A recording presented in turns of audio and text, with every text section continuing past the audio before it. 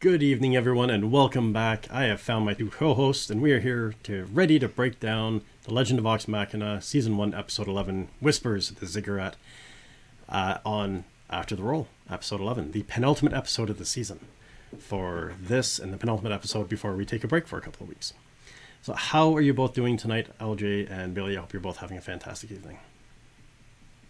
So far, so good. Excellent. Yeah, I can't complain. That's great. All right, so let's dive into this. So now everyone is back from their side quests, so which is great to have the whole team back together again. It's been a busy month. That's we're entering into a busy time for writers and for creatives and things like that. So, but we're here, so let's do this. Let's break it in. Vox Machina, Episode 11, Whispers of the Ziggurat.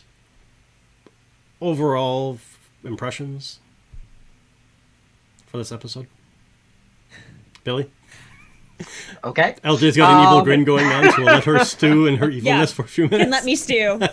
Look, I liked this episode. I thought that it was very action-packed. I felt like it was a good culmination of the story plot coming to, a big head and a big juicy battle, and we got to see lots of spell flinging and sword slinging and all kinds of fun things. I liked it. A lot of parallels too. There's a lot of parallel storytelling in this episode. Yep. LJ. Yeah. I mean, it was an episode. And there were things that were excellent about it. Like, the fight scenes were great. But as far as, like, my big beefs, if you wanted to break those down into three things, it's there were zero stakes for the good guys. Zero stakes. I mean, the fate of the world. Nothing. But... Not really. No, not really. Not really. They're all overpowered.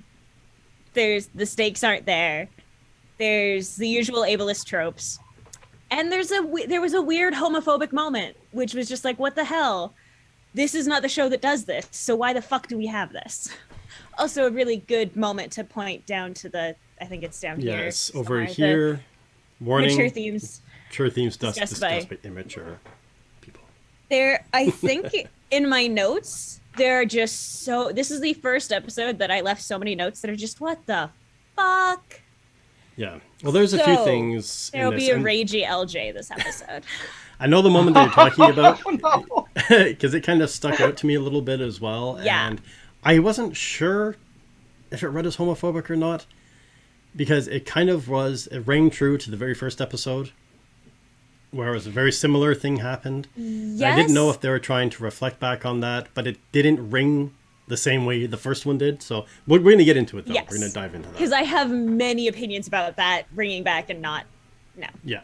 So we're gonna dive back into that. But let's dive right into it. So my overall impressions is I thought it was a good episode. There's a lot of issues and flaws and some things.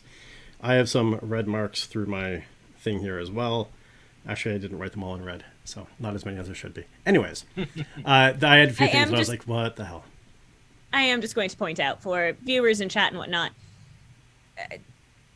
If look at the background, you know what team I'm cheering for. If you have seen this episode, you know at minimum the major issue I'm going to have, and the only thing that actually hit emotionally on me for this episode. So, yeah. I can't wait. I can't wait. And for those of you who may not know, because we're talking about ableism and that kind of stuff, LJ and I are both disabled authors. So that's something that the representation and writing like a Jedi and representation and things like that are things that are close to our heart. So those topics are going to come up tonight. And for those of you who don't know, using Jedi writing is writing through a lens of justice, equality, diversity, and inclusion. It's the only time where I will actually do the be a Jedi. Be a Jedi. All right. And it's got nothing to do with Star Wars. I feel like I need to get my Sith holocron now and just like put it down here and turn it on so that Darth Vader can yell at you periodically through the episode. Surprised you don't have that on like an already levitating like maglev thing to just come down slowly. I need to do that. I really need it. Get your hubby on that. All right. All right, let's dive in. Oh, she's going to get the Darth Vader to yell at us. There we go. Come on now. Is it? Oh, it's too. The battery might be low. Oh, the battery's low. It might be low. There we go. I'm disappointed. It's normally much brighter red. Or it's just biding its time to flame to life. Could be that. There we go.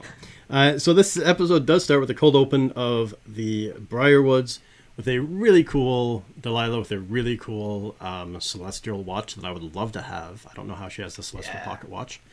And talking about how the celestial alignment is near, and then they activate the Ziggurat, which if anyone who has ever played a video game knows, it's really impressive the fact that Silas was able to move all those stones and shift that puzzle by himself.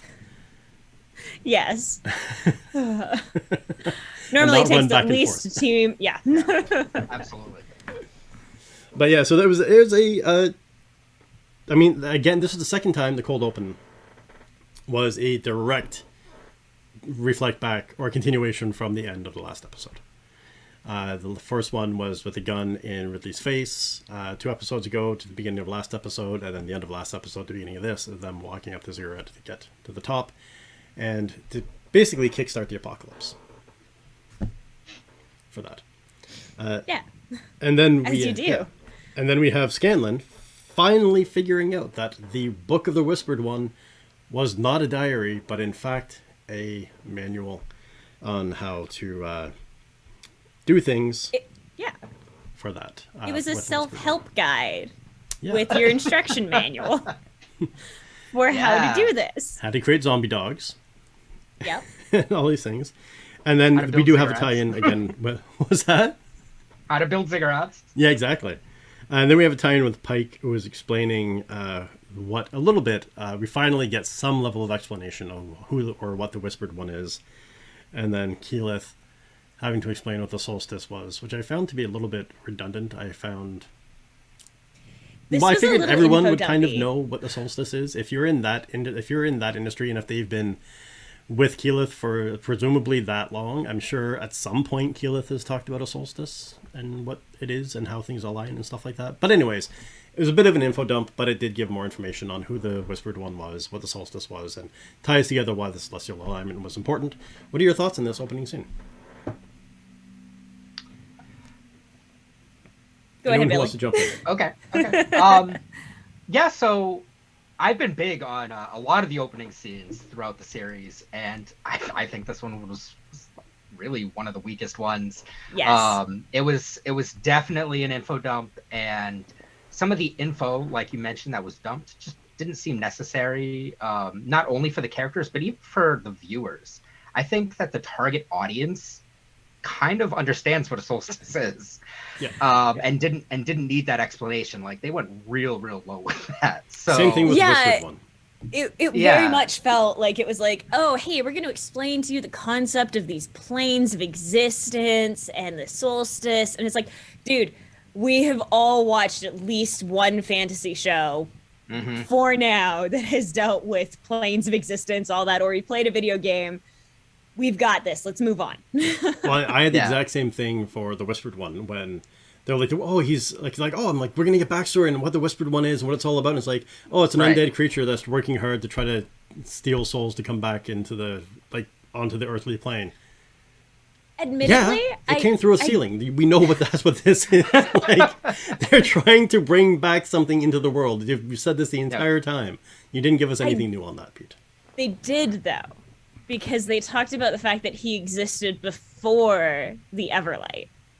So you get that he's a primordial type of creature from predating Pike's religion, which presumably didn't start up like 2 weeks before the show started. So I assume that it has a little bit. That's true. I mean, you're fair. For all we know, she's in just some kind of really weird like Scientology cult. Who knows? But, theoretically, it's a little more powerful, a little bit more longevity to it than that. Great. Now you've turned the lens of Scientology upon us. I can feel their eye burning in the back of my head now. Well, we had a good run. It was a good run, guys. Yeah. Just don't give anyone your bank accounts, guys. Yes. Uh, So that, yeah, I guess that is a little bit. They do give us some background on, like a little bit more background on that, but not little bit. not much, not enough for what it was in that scene. But sorry, Bill, you're talking about. Not a big fan of it. There was an info dump, and go on. Yeah, it just like for anyone that's been watching the series, like I think, figured out that what this book was, and so this opening was just an info dump that said everything that the viewer already knows. I didn't think it was a strong one, especially with some of the great ones that we had, and instead I would have loved to see more Delilah and Silas. Yeah. yes. It Except was- maybe not making out in random inappropriate type moments because it was just like, dude. But isn't that what evil people I'm do? for it. I thought that's what villains do. Is they just like randomly make out in the worst possible time. Yeah, absolutely. Yeah, apparently. That's what all my villains do. Yeah. Where's my spray bottle? Now I need to do like, no, bad Travis. Do better. But it was a very pretty cold open. Like I found I mean, it was like for the Yeah. Ziggurat and like not so much for the Vox Machina. They were kind of meh, but the whole glowing green and moving of the stones and them talking and the chanting and all that stuff. I thought it was a very pretty. Like again, the animation never ceases to amaze me. And I actually noticed in that kiss moment that they did like the drawing. Like Silas is this big boxy, like very much the old like Batman animated series style of Yes. animation. But then there was Delilah where they actually did like a really true to form. Like yes, she's a stick thin figure, but they actually have like the rib cage. They had the slight dip of her, like slight dip under the rib cage, and then it came back out for a belly. It wasn't just like a straight flat line down. They actually did give some definition and some form There's to her. a tiny bit of punch, which is a like surprise. That's what Yeah. women have. We have to put our stomachs and uteruses somewhere.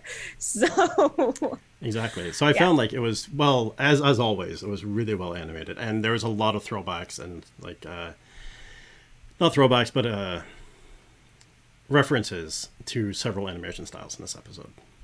yeah. That was well done. Yeah.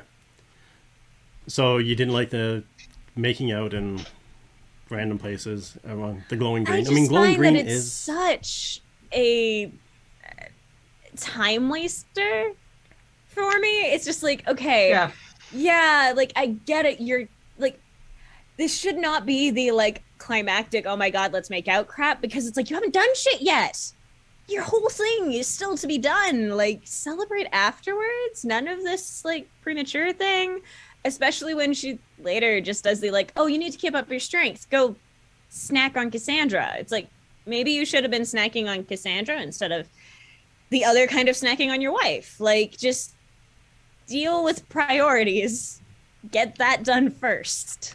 Yeah. So, But isn't it nice to have a walking juice box? Like that's a fantastic. I mean, idea. yes, it's Yes. Yeah. Yes. you just have a walking lunchbox with you. Yeah. Excellent.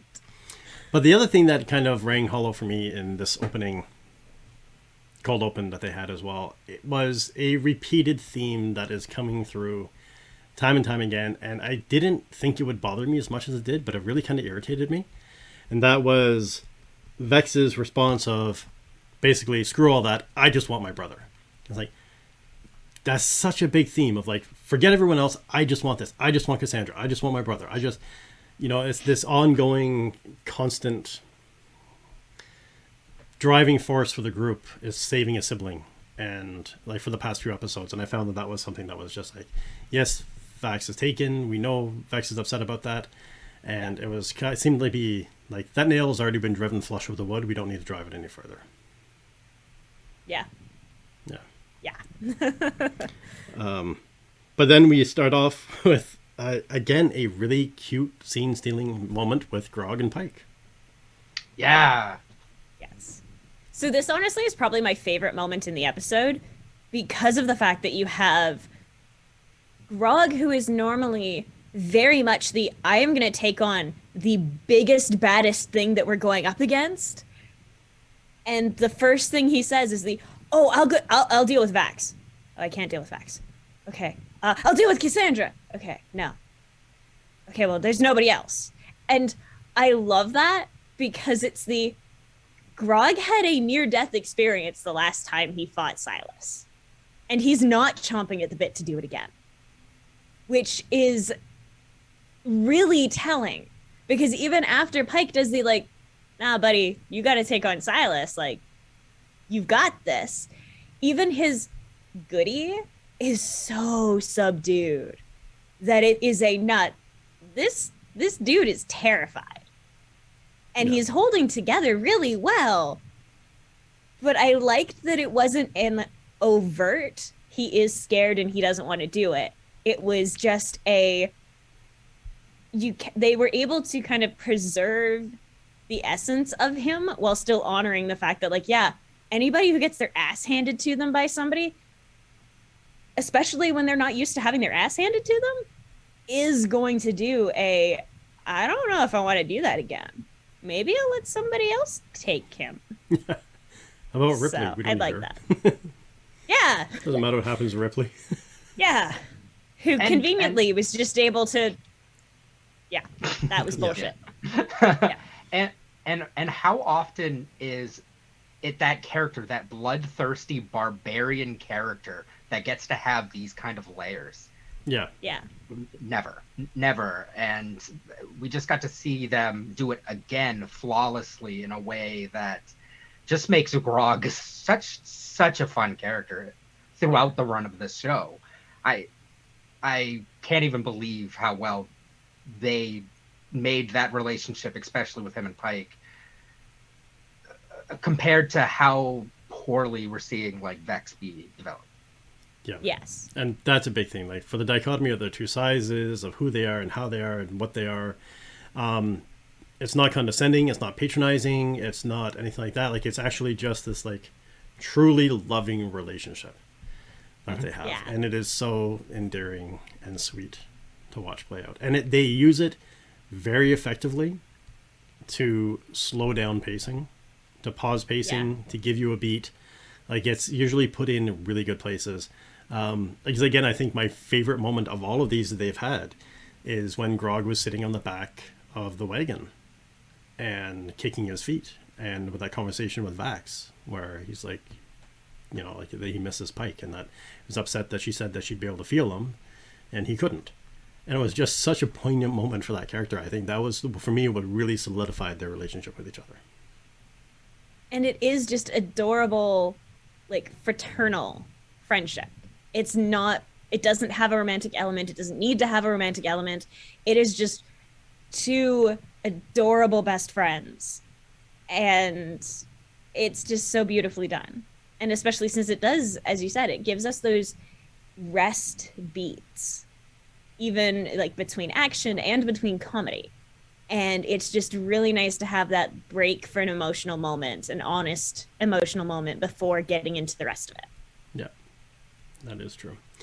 All right, I know I normally set up a scene and let you both talk about it, and then I jump in on it. This one I want to jump in on because this is one of the ones that really irritated me. So we move from that, we transition into Percy having this conversation with Ripley, which makes zero sense to me, absolutely aggravated me in this part, because we have, for lack of a better term, I'm just going to call it Smoke, the demon creature black thing within Percy. His name gets spoiled, by the way, if you have subtitles on. Yeah. But Smoke is furious that because he wants to kill Ripley, and Percy pulls up the gun and he's about to shoot Ripley, because Ripley does this whole thing like, you think I'm more invested than I actually am. I'm not that willing to help, and goes to run off. And Percy's fighting back because Keyleth or someone says, you know, it's going to be too noisy. You can't do that. You can't fire the gun off. And so he doesn't even try to stop. He doesn't tackle, run after, do anything. Ripley just runs away. And then we briefly flash up to the lunchbox Cassandra.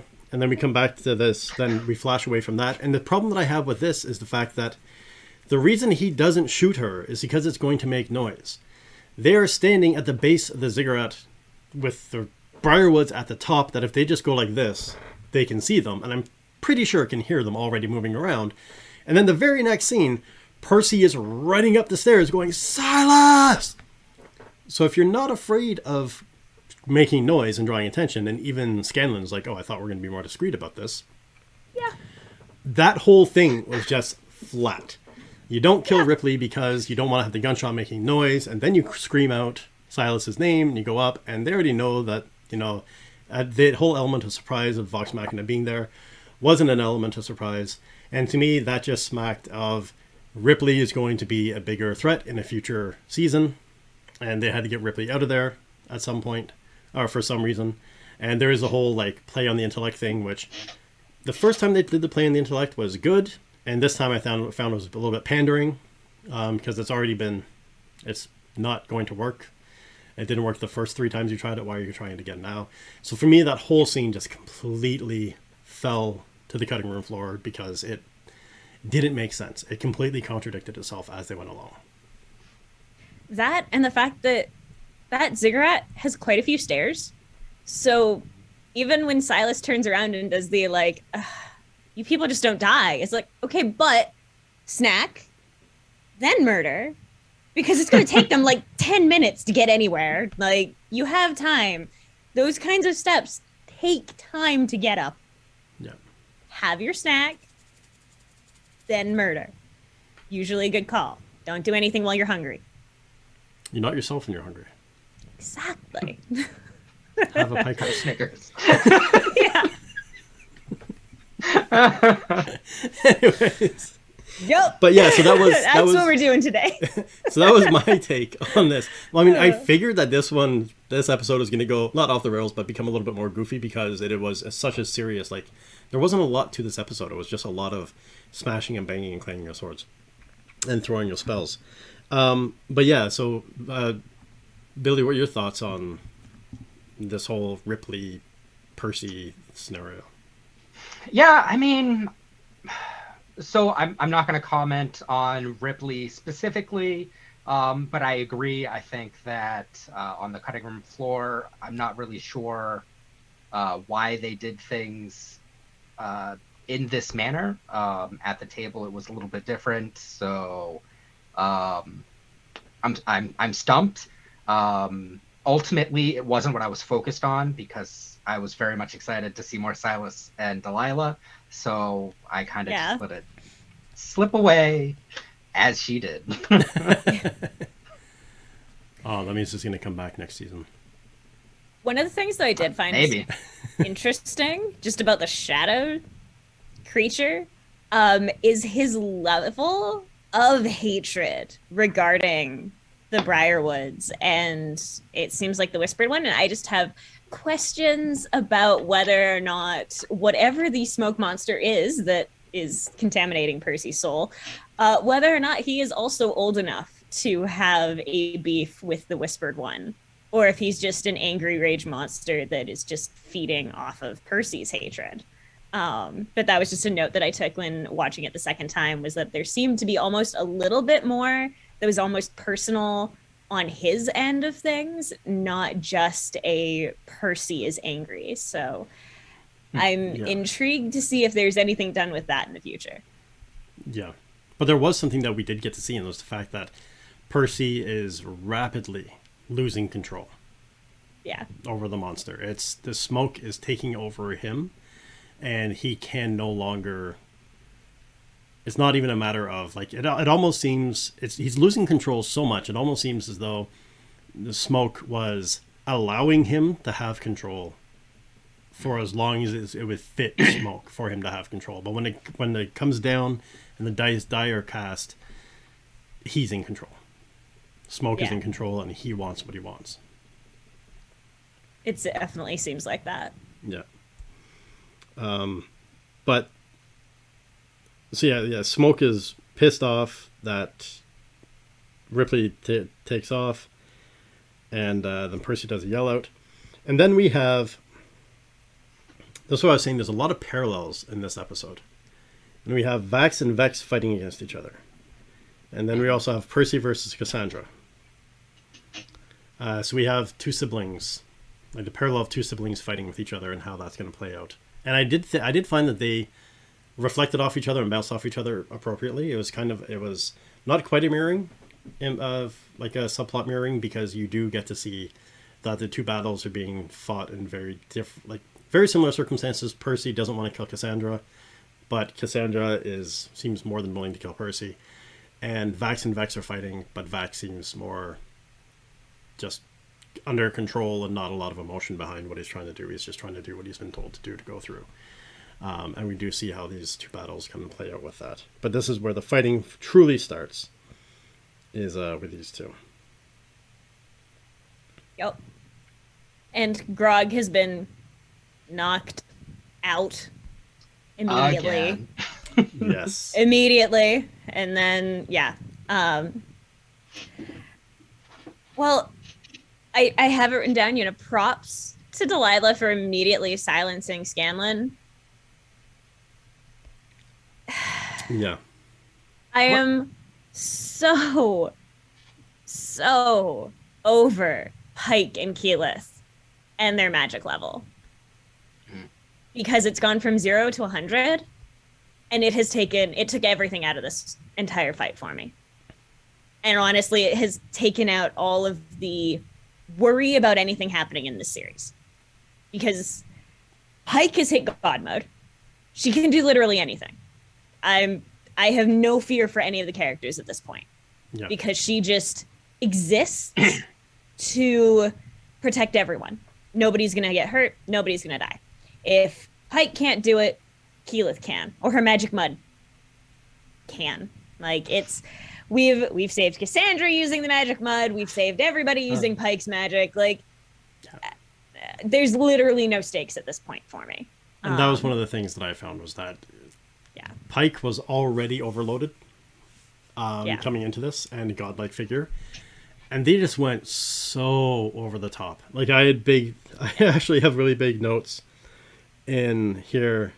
I can't, there. But I have really big notes here where it just says, what is the fucking limit of Pike's power for this entire episode? Like, Pike is just so ridiculous.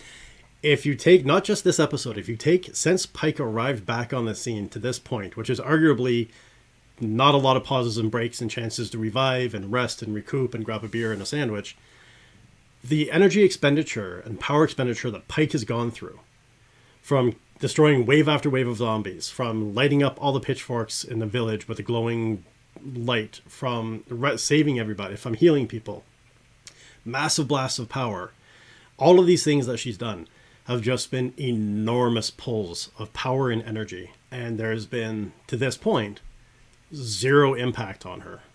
She's just going through it super powerful.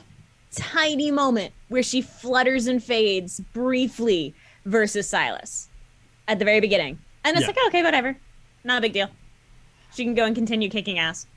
I think the big thing, too, is not only does she have this power, which I agree with you in previous episodes. She was, during the zombie apocalypse, absolutely ridiculous. She was doing way too much, over the top. The fact is, she's not even there. She is astral projecting. So she's not even physically there, and she's doing all this. In this episode, I felt like she was there and she was contributing, but she wasn't the super overpowered god mode beast.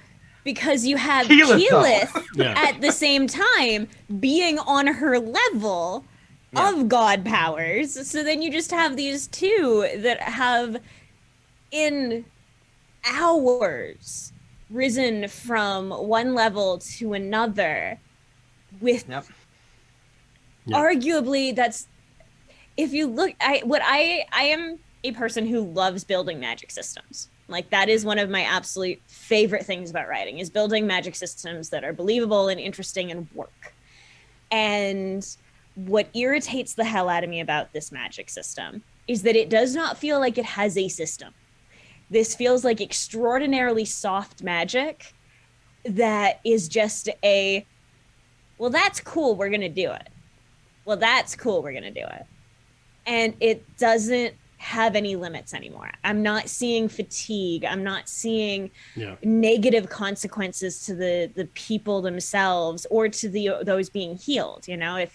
If she's having to put out a ton of new expenditure, well, maybe the healing magic doesn't work anymore. Or maybe she's going to have to not, actually do these powerful blasts or any of these other things that it's just like, it's too much. And then with Keyleth too, it's there's this constant she can just always do this stuff and always level up and always do more and always do better. And I find it very frustrating because it feels like this has been the story of how Keyleth saves the world.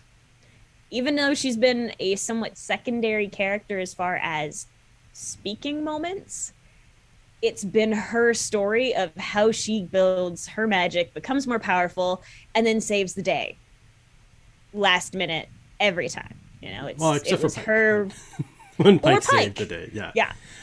But, because it has been every last ditch save has come down to Keyleth, because there was a Keyleth saving them at the keep and Keyleth saving them this time, and it's just, yeah, it's either her or Pike every time.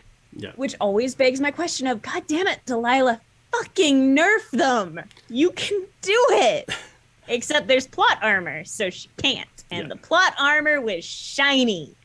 Yes, there was. Now, I'm going to get on Keyleth later on, because I do have some comments on that, but they come up more specifically later on with how overclocked she is and everything else. But so I agree with everything that was said, but to Billy's point of Pike being more like in line with a normal character in this episode, I get that.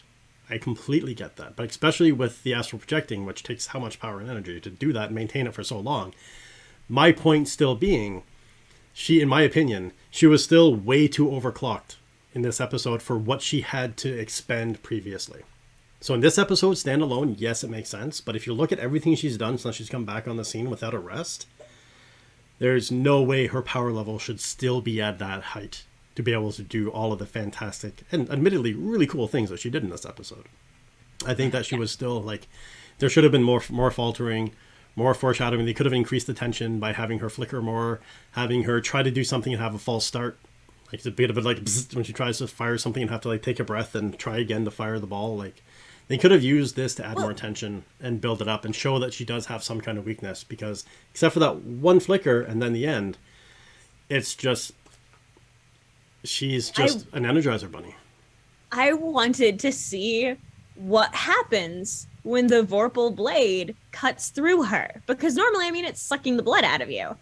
What does it do when it connects with an astral projection? That would have been really cool to see what happens when this like terrifying blade hits basically pure good magic. And that was just like an unexplored area. And I would have loved to have seen like him cut her, have her like disappear and have to come back. And have the like, oh shit, that adds some stakes to it of the, if I get even slightly nicked by this blade, I disappear and can't help. And it's hard to come back. Yeah. That would have meant a lot more to me as far as upping some real stakes in this fight than her flickering briefly and then just, whoops, I'm going to go protect Scanlan because that's my gnome. Yeah. Okay. It's my Nomi. Okay. Yeah, that was very much it. There was a bit of overclocking for her. And I think that it's just so many battles. May as well not go line by line through what went through the episode. Let's just break down the battle. Yeah. So the battle with Keyleth and Silas.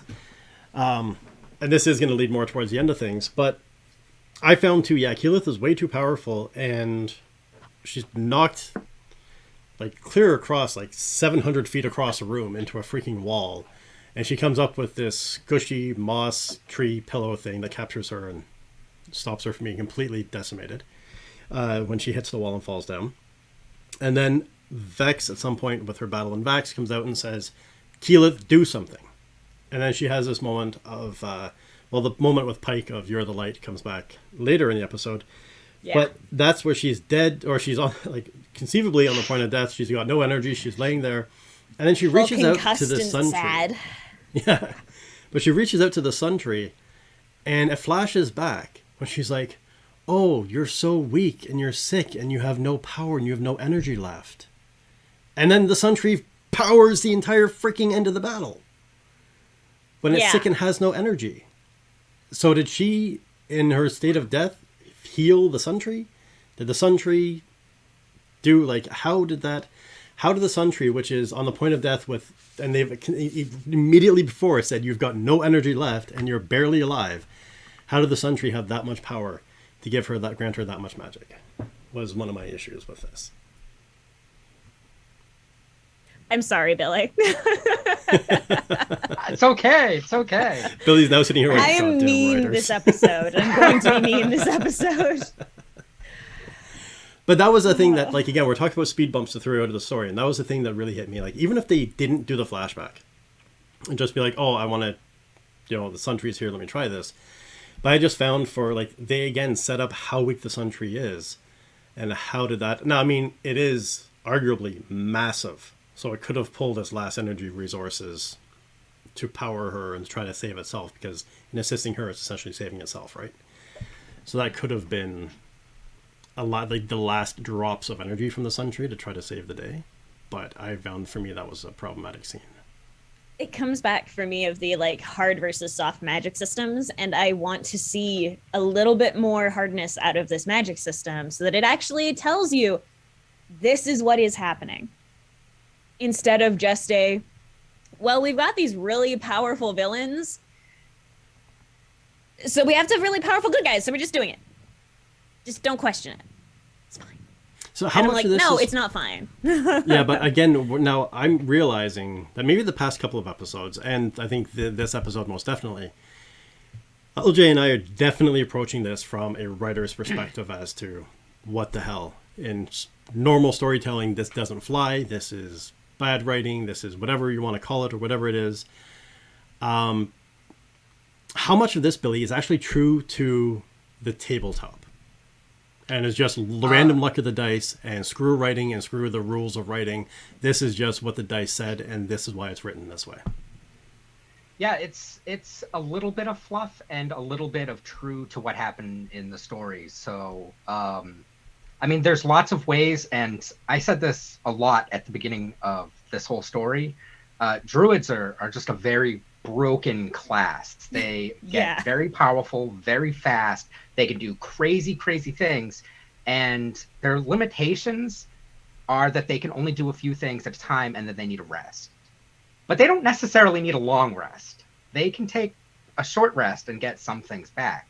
And I think that's kind of what we're seeing abused in the storytelling. Because obviously in the scope of the story, they can't sit and they can't take 15 minutes to rest every single time. They get fatigued and want to refill their spells. They can't, decide to spend the night in the tree roots and, fight Delilah and Silas next time. But at the table, they could. Like, maybe the game master would be like, all right, time's a ticking. You got to go do with the thing. But, you also could take your time and refill your spells and drink a potion and wrap up your wounds. And I think that's just the difference here of it translating onto the screen. So the spell that Keyleth actually uses is called Daylight. And that's the whole idea is supposed to be she's casting the spell that revitalizes the tree. And I agree. I don't think that's how it looks on the screen. It looks like like the tree is giving her all this power, and then she's like making the supernova. That's what it looked like to me, a supernova that was just had this amazing halo and was incredible. But in reality, at the table, it was just a spell that creates sunlight. I did like the fact that was kind of the callback to Gilmore's when he does the unless you can get like X amount of sunlight or X many times the normal amount of daylight, you're not killing this vampire that way. Exactly. So I liked that, but there's a big ol' asterisk beside that, which we'll get to later. Yeah. So yeah, 'cause that was just the thing that I found was with that. And it was the same thing too. I have an asterisk on that as well that we'll come back to with the Percy Cassandra fight. Well, no. All right, guys. Well, no, my question, and again, like I said, some of my questions can very easily be described or explained away by what happened at the tabletop. And I think other things you don't need that big of a suspension of disbelief to understand. So my thing was later on we see, again with the parallel, we see Vex and Vax. We see Vex trying to use humanity and their relationship and their past being like, is this really you? Like, come on, we both know you were lying all those times you said you let me win, and to try to get through and pull them back, and it didn't work. And then we see with Percy and Cassandra that a similar kind of thing done slightly different does work, for various reasons. He does break through to her. And that was the thing that I found that I liked, was that they use this trope of, it's me, remember the good times? And then the person shakes their head and they're like, oh, I'm back. It's wonderful. It's lovely. And instead of carrying on with that trope, Silas is like, I don't have time for your bullshit, and puts her back under the spell. And I'm like, that's awesome. They did the trope. They shot it down. They moved on. So maybe it was because of that scene where she is put under so quickly.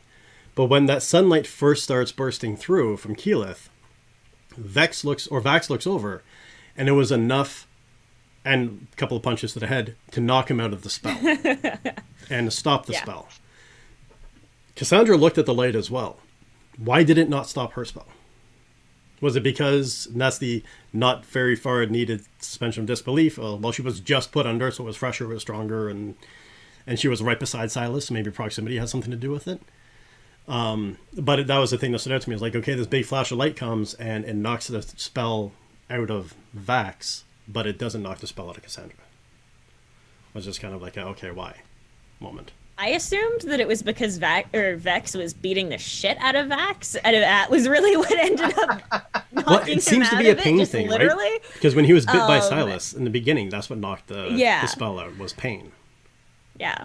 So that was just my assumption, was that it had nothing to do with the light, and that it had everything to do with just the pain level. I just noticed that when he looked between over, physical that's and when his emotional. Yeah. But so again, like, it's one of those things where it's like, oh, that's more of an oddity than a gripe, and can it be easily explained away in a multitude of ways. Mm-hmm. But that was one of the things that stuck out to me, because when he does look over, that's when you see the one eye like flash gold and go back to normal. And then when Vex is kicking the crap out of him, that's when the other eye flips and goes to normal. But anyways, that was my asterisk on that point. But yeah, so we do have Pike versus Silas. We have Percy. Was it? No, Delilah versus Scanlan. And then Pike versus Silas again. Was also just kind of bullshit of her versus Scanlan, because it was like, wait, you can hit him with a spell once, and then suddenly, like, you can't aim? You can't keep hitting him? You can't just kill him? Like, half the time he just rolled out of the way, and it was like, are you kidding me? Come on. He had good dice rolls. Yeah. Admittedly, though, it was beautiful having him have the little, the D20s with the heart when Pike came over and did the not my gnome. Or he's my gnome, or whatever she says, and he gets the die roll eyes with the hearts. I assume that that's supposed to be for the equivalent of rolling 20s. So, but it was a good callback, I thought, to the D&D origins. Yeah. I agree with the origins. I didn't think. I think that this Scanlan Pike thing is being forced hard, and I hate it. Yes. Yep. It feels like it's we have two gnomes, so they have to love each other, and it's like, exactly. Really though, really. And it's not even done in a good pattern. It's just whenever it's convenient, they just throw this thing in. It's not an ongoing thing where he's constantly hitting on her, or he cares about her enough that he stops his whorish ways while she's around, or anything like that.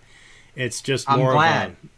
I'm glad he's not constantly hitting on her, because that would be problematic too. Yeah.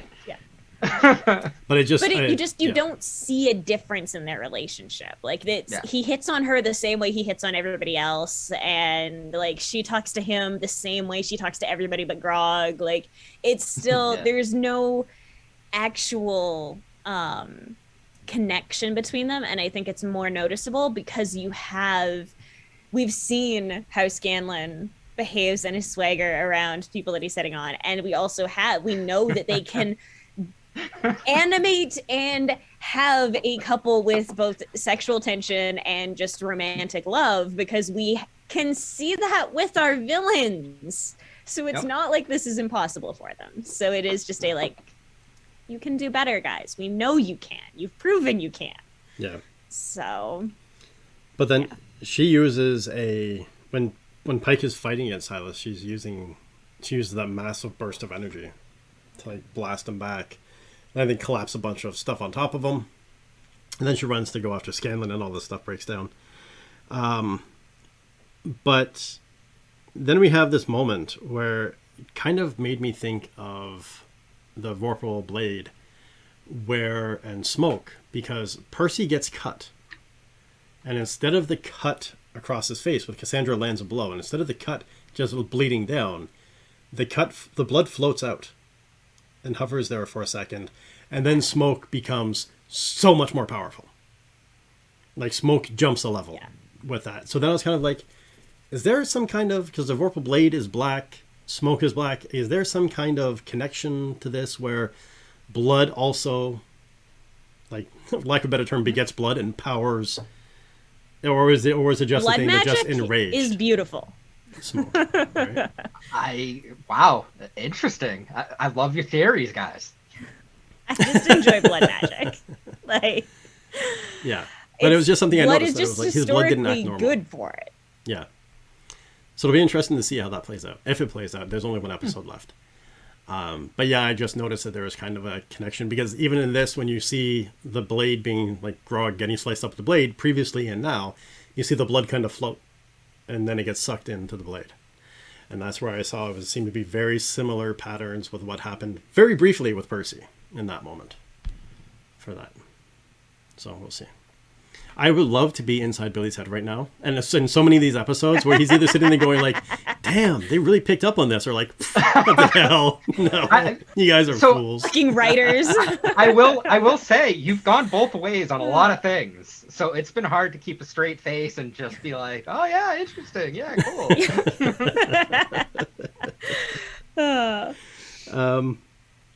But yeah, and then we have the, so again, there was the, Percy versus Cassandra. I just want to make sure we're not skipping anything. Percy versus Cassandra, Keyleth versus Silas, and the cushion when she gets knocked down. Then it's Pike versus Silas. And then it's Percy, it's Delilah versus Scanlan. And with that, again, like Scanlan really ducked and dodged. But again, I found in that whole thing with Scanlan and Delilah, that's where they seem to pay homage to a bunch of different animation styles, or a few different animation styles in that, and references like the heart. I know I've seen that heart roll through and land in the eyes. I've seen that, not with dice, but I've seen that in another. I think it was in an anime. Oh yeah, I don't remember what it was, but it's But like it was one of those things that I just felt like they were kind of doing we're focused on Silas's fight in this episode, so it very much felt like it was like, well, we're just gonna keep Delilah busy with Scanlan, because Scanlan can't help with Silas. So you two be in your sorcery corner with your purple stuff and just do things. Yeah. Was very much how it felt for me, because I was just like, okay, Scanlan has been nerfed. Like, they both have purple magic. Come on. They both, like, Scanlan's been nerfed. He's mute. He can't do shit. He's not a proficient knife fighter. I don't think he even has a knife on him. Like, he's not going to do anything. That is the moment where if Delilah can't immediately kill him, you turn around and you protect your fucking husband, who, like, your whole point for living is keeping him safe. Yeah. You turn around and if the other people weren't covered in fucking plot armor, you'd go over there and you'd just deal with them again. But plot armor is there, so you're off in your corner with your purple stuff and scam. Yeah. That's a very It's interesting too, because if you remember their first battle with Vox Machina, that's exactly what she did. She was awesome. She turned around and going, "Oh no, you don't. Oh, you okay? You're gone. All right, now." Yeah, it was amazing. So yeah, Delilah basically I see what you're talking about. She did a Mrs. Weasley of the bitch not my daughter type thing, but it was the bitch not my husband the first time that she was dealing with Vox Machina. So it was very much like, meh, Silas is fine. He can do all the. Oh God, he got incinerated. Oops. Whoops. Yeah. Yeah, like, no, come on. Oh, whoopsies. Yeah, it's a bit of a Whoopsies. whoopsies. I think that can be explained a little bit by the fact that she was also fixated on being so close to the Whispered One and having all their dreams achieved, where it was just like, okay, you're doing that, I'm going to do this, we're just going to stop these idiots and we're going to get in and do what we need to do. So I can see there being a little distraction for her. But again, the way their relationship was driven up and the way, or built up, and the way that she has her soul derived through this entire thing is to protect Silas, which seems weird that she needs to protect the vampire so badly. It's a misstep. She loves that vampire. Yeah. So much. No, but I mean, it's weird that he needs that much protection.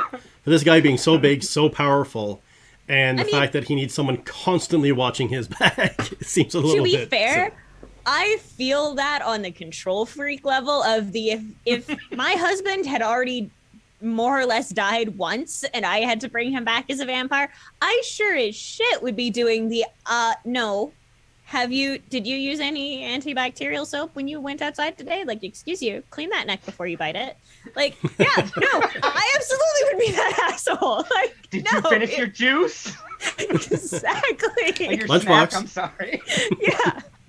She actually does the lunchbox. So. Exactly. Hey, get your strength back, eat your lunchbox. Yeah, it's I totally understand you might be the second most powerful person in this room, allegedly, but that still means you need to be handled with some kid gloves occasionally. Yeah.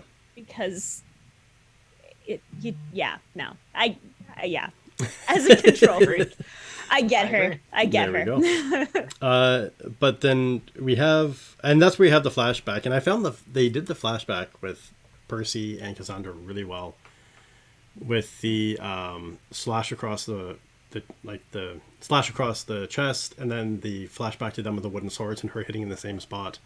Like, there was some really neat mirroring that they did in that, and I found for a trope that generally irritates me, I found was pretty well done in this, and it was cute, and it gave some semblance of relationship back to them, and also completely threw the Briarwood's lies back in her face, where she's like, you've never done anything to be there for me, you've never helped me, and then it shows him giving her the bread in the dungeon and all these other things of where he's actively, like, that entire flashback was disproving every single thing the Briarwood said to her that she's mentioned, and then also re-showing what happened a little bit now during the battle they've got with each other.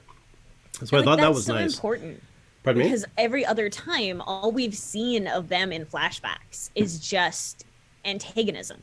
You know, it's sibling antagonism, which I think as a sibling, you can understand the you're a younger sister, you're being annoying, you're an older brother, you're being a snob. Like, that's just kind of often the dynamic. There's a lot of that sometimes. You can see that and just be like, yeah, they love each other. Clearly they love each other. They're doing this shit to each other. But it's nice to have it actually, like, spelled out of no, he cares for her, and he cares for her this much. And she cares for him that much. And it was definitely a needed scene, I think, to kind of help fill in that motivation of why he wants to save her so much from his shadow smoke demon. And not just the guilt of having lost her and left her behind and all that fun stuff. But I mean, there is too, though. I think there is still, like I said, with that her battle versus the Vex Vax battle, there was some real anger and angst. There wasn't just, I'm under control and I want to kill you. There was some, like, I'm under control, I've been fed lies, and I am actually kind of pissed that you left me to die when everything went down. And so I'm going to bring this rage out on you. And then Silas really quickly is like, nope, no you don't. And knocks her back under the spell. Yep. So I agree, as a needed moment, it was a nice moment. It's a trope that oftentimes, like, two of the tropes that really piss me off is that one, and, oh no, you're dead, so I'm going to cry over your body, and one tear is going to land someplace on your body, and you're going to magically spring back to life, is another trope that really pisses me off. I cannot stand that trope. But again, this one was well done. And then they shut it down immediately afterwards. So which was beautifully done. Travis. What was that? You're so unromantic, Travis. I just want to see difference in my romance. I want creativity in my romance. Fine.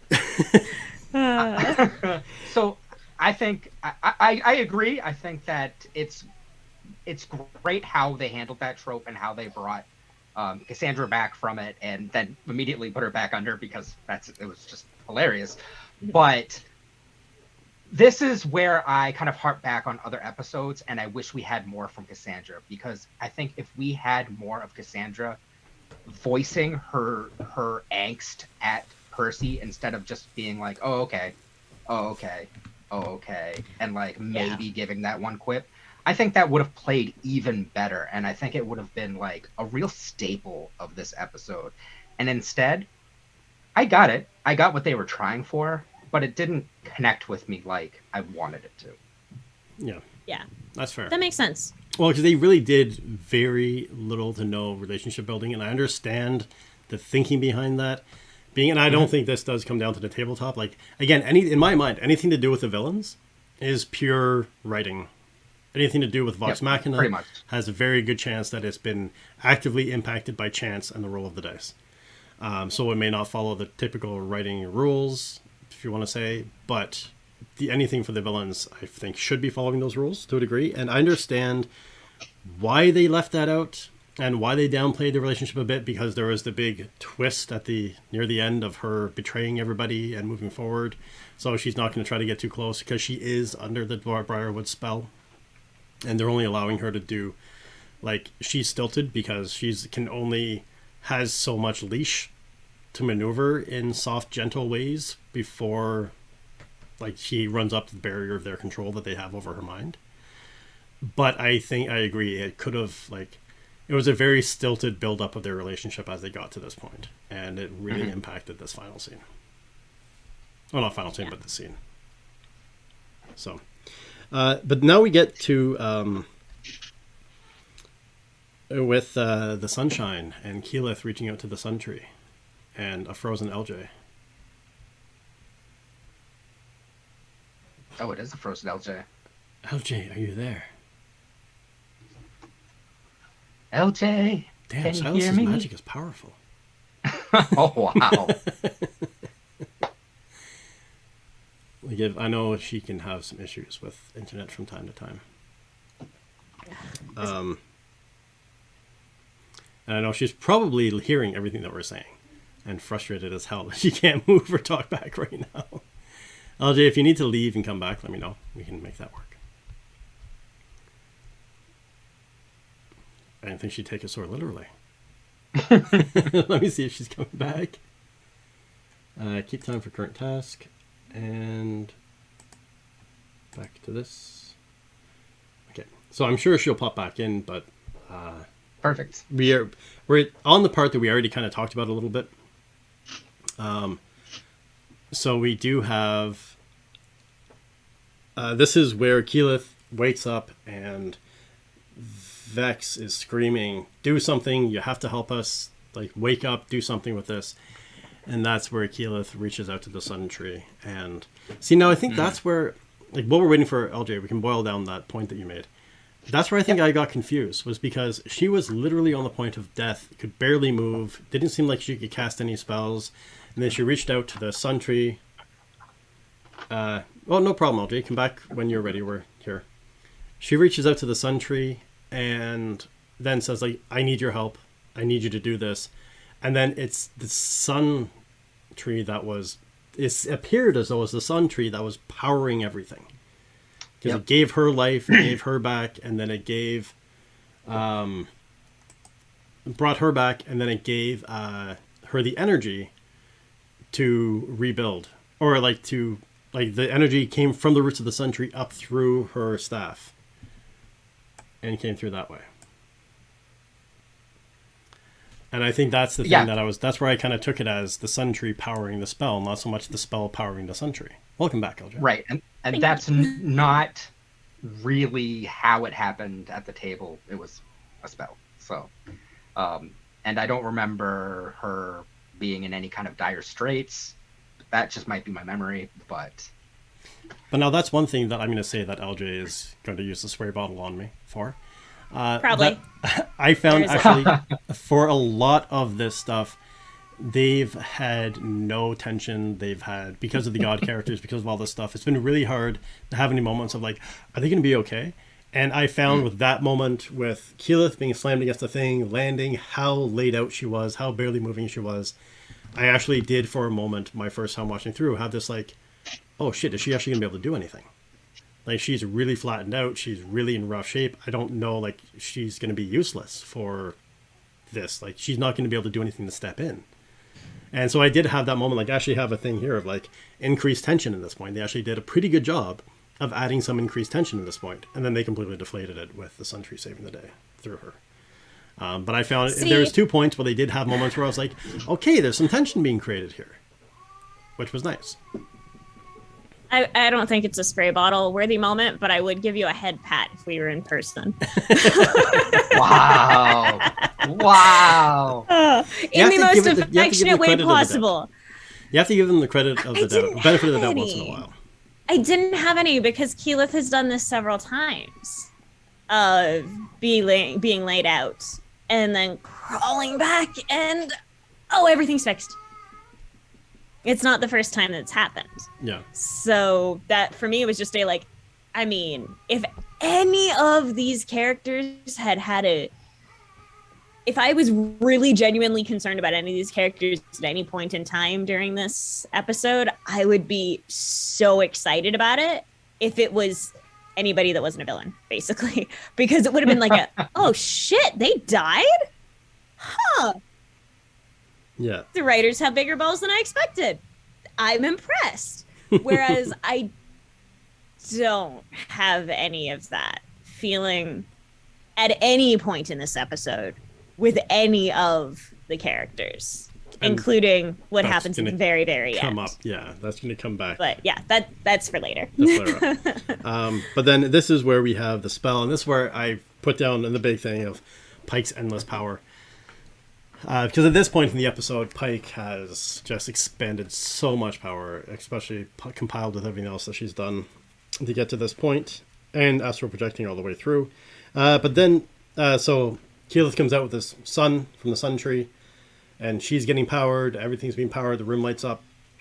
And then we have Silas versus Grog. Because Silas has been knocked under the pile of stuff by Pike, he's coming out of him, the sun is there, he's facing off against Percy and Cassandra and all that stuff.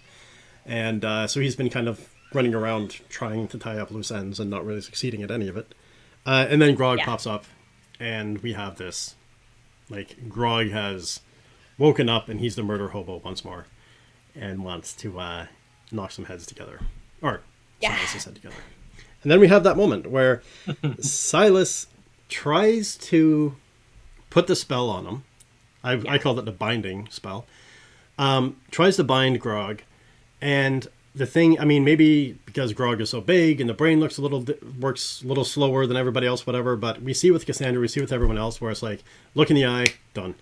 And with this, we see Grog's eyes actually go yellow, and there's a long moment where he's being spellbound, and he's like, no, I know what you're trying to do. He's like, you're not going to seduce me. And then we enter into that moment where it's the, what, I'm not trying to seduce you. And that whole thing kind of plays out and goes through. So, discuss. I have a very long tirade for this, so stop me at any point. But this, for me, has very much a twofold problem to it. And first off is the stereotypical toxic masculinity moment here that is generally associated with homophobia of there's two very burly, big masculine men, and one does the don't try to seduce me, and then I'm not trying to seduce you. Of course not. That just falls flat because it's supposed to be a funny moment, but it's like, come on, it's not as funny as the very first episode because we didn't know what to expect in that first episode, and it was laying the foundation of the fact that everyone in this group is totally cool with homosexuality, and this guy is an outlier, and now he's literally lost his hand because he's stupid.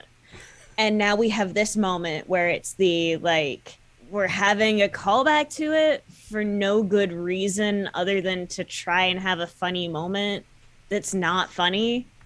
And and especially the whole like it doesn't the fact that the mind control doesn't take immediately on Grog like it does with everyone else is just bullshit for the sake of having this moment. Like it would have it would have come across a lot better to me if they had embraced the fact that Grog is afraid, and he's afraid of the mind control, he's afraid of being beaten, he's afraid of all of these things. That's why he's not making eye contact with Silas. That's why he's looking away. That's why he's being unpredictable. There's a better way to have him get the same result without cracking this stupid comment from both sides. And then the other main part for this, which it goes off on a little bit of a ride, so bear with me on it, is the fact that vampires and bisexuality are like a hugely tropey thing that I am here for because of the fact that bisexual erasage happens all the time. So nobody's allowed to be bisexual. You're either gay or you're not, kind of thing. Hey. And yeah, and that's stupid. Like bisexuality is a thing. There's a whole bunch of more spectrum to it. And vampires are almost always on that spectrum of sexuality. So having this character who is extraordinarily sensual and sexual and all of these things, like Silas is just walking sex. Like there's probably not a straight woman alive who would look at a guy like that and just be like, not at least in some way turned on by that. I'm gonna pause you right there in for the a voice second. And all that. Did they not make some kind of comment like that? Or was it Vax that made that comment when he was first put under the spell by Silas? Was it Vax that made a comment of "you've got really beautiful eyes" or something, or was it Silas to Vax? Yeah. Was it Silas to Vax, or was it Vax to Silas? Because there was that moment that was handled pretty well. At that, and it was exactly glorious. Yeah.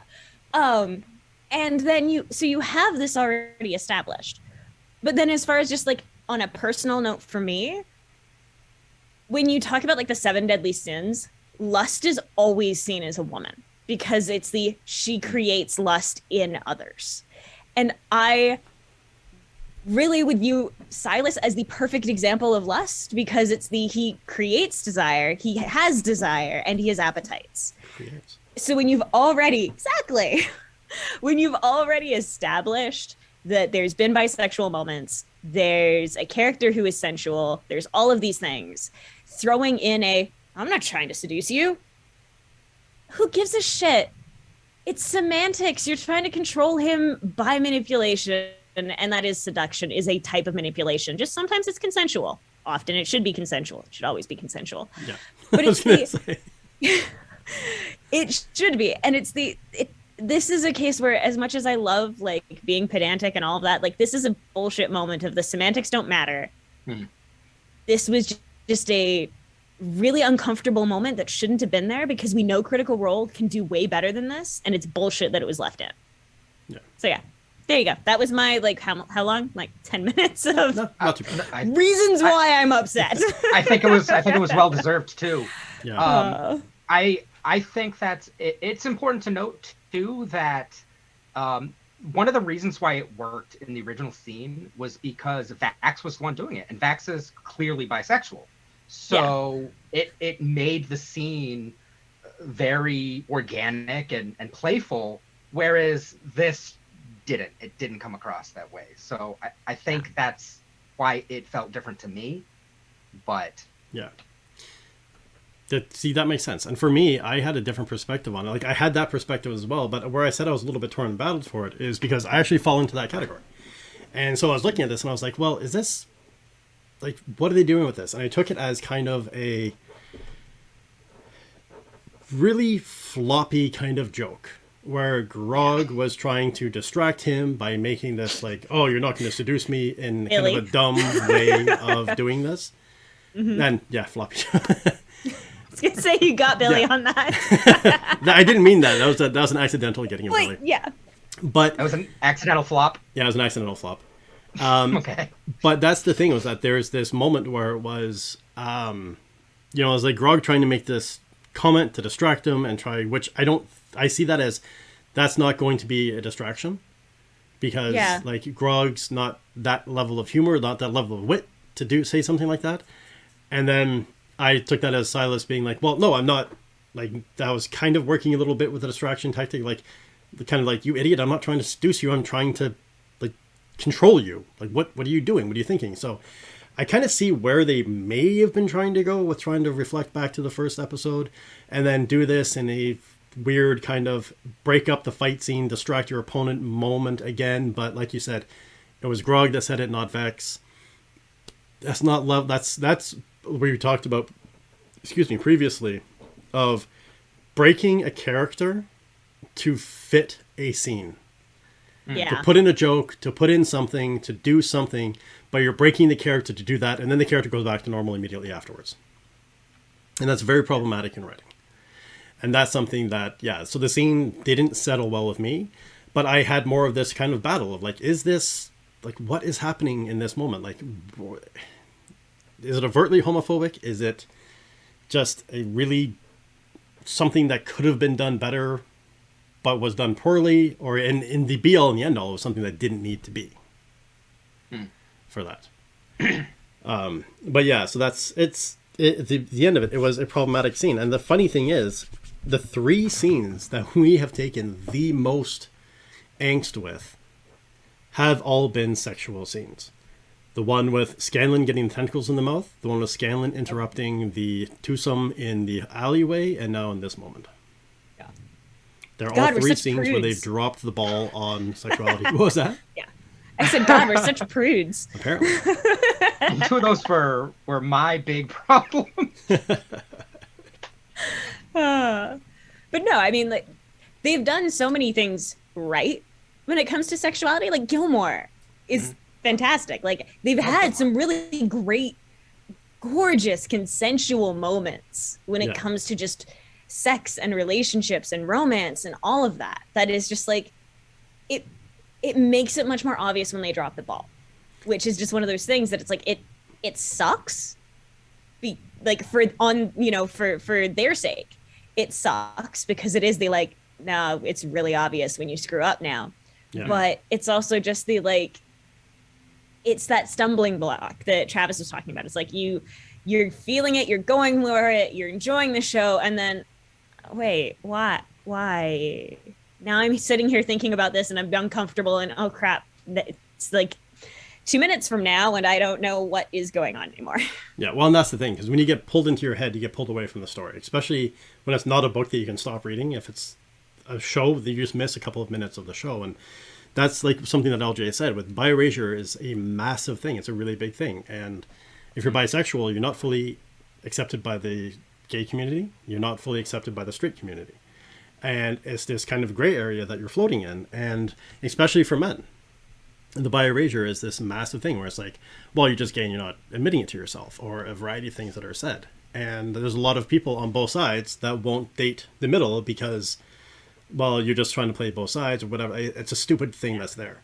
And so to have something that did have such good representation in it go this route is problematic, because it was exciting to see something that actually had, and it wasn't, again, hitting anyone over the head. It was just kind of like, this exists, this is normal in the world, this is what it is, and we go from there. Yeah, so that's a problematic scene, most definitely. Yeah. But then, so Grog closes his eyes, swings like wild, and lands a hit in Silas's gut. That was another thing that bothered me. If you're a Silas, would you not just, like, step 6 feet off to the side? Like, okay. Or, like, turn so you're facing, or so your back is towards the edge of the Ziggurat and be like, hey, I'm over here. And then run 10 feet to the side and have him swing his way off the cliff. Like, the fact that Silas just stood there and took a battle axe to the gut when Grog had his eyes closed and he had been fighting so strongly to this point, just seemed kind of like oh, okay. It happened so fast.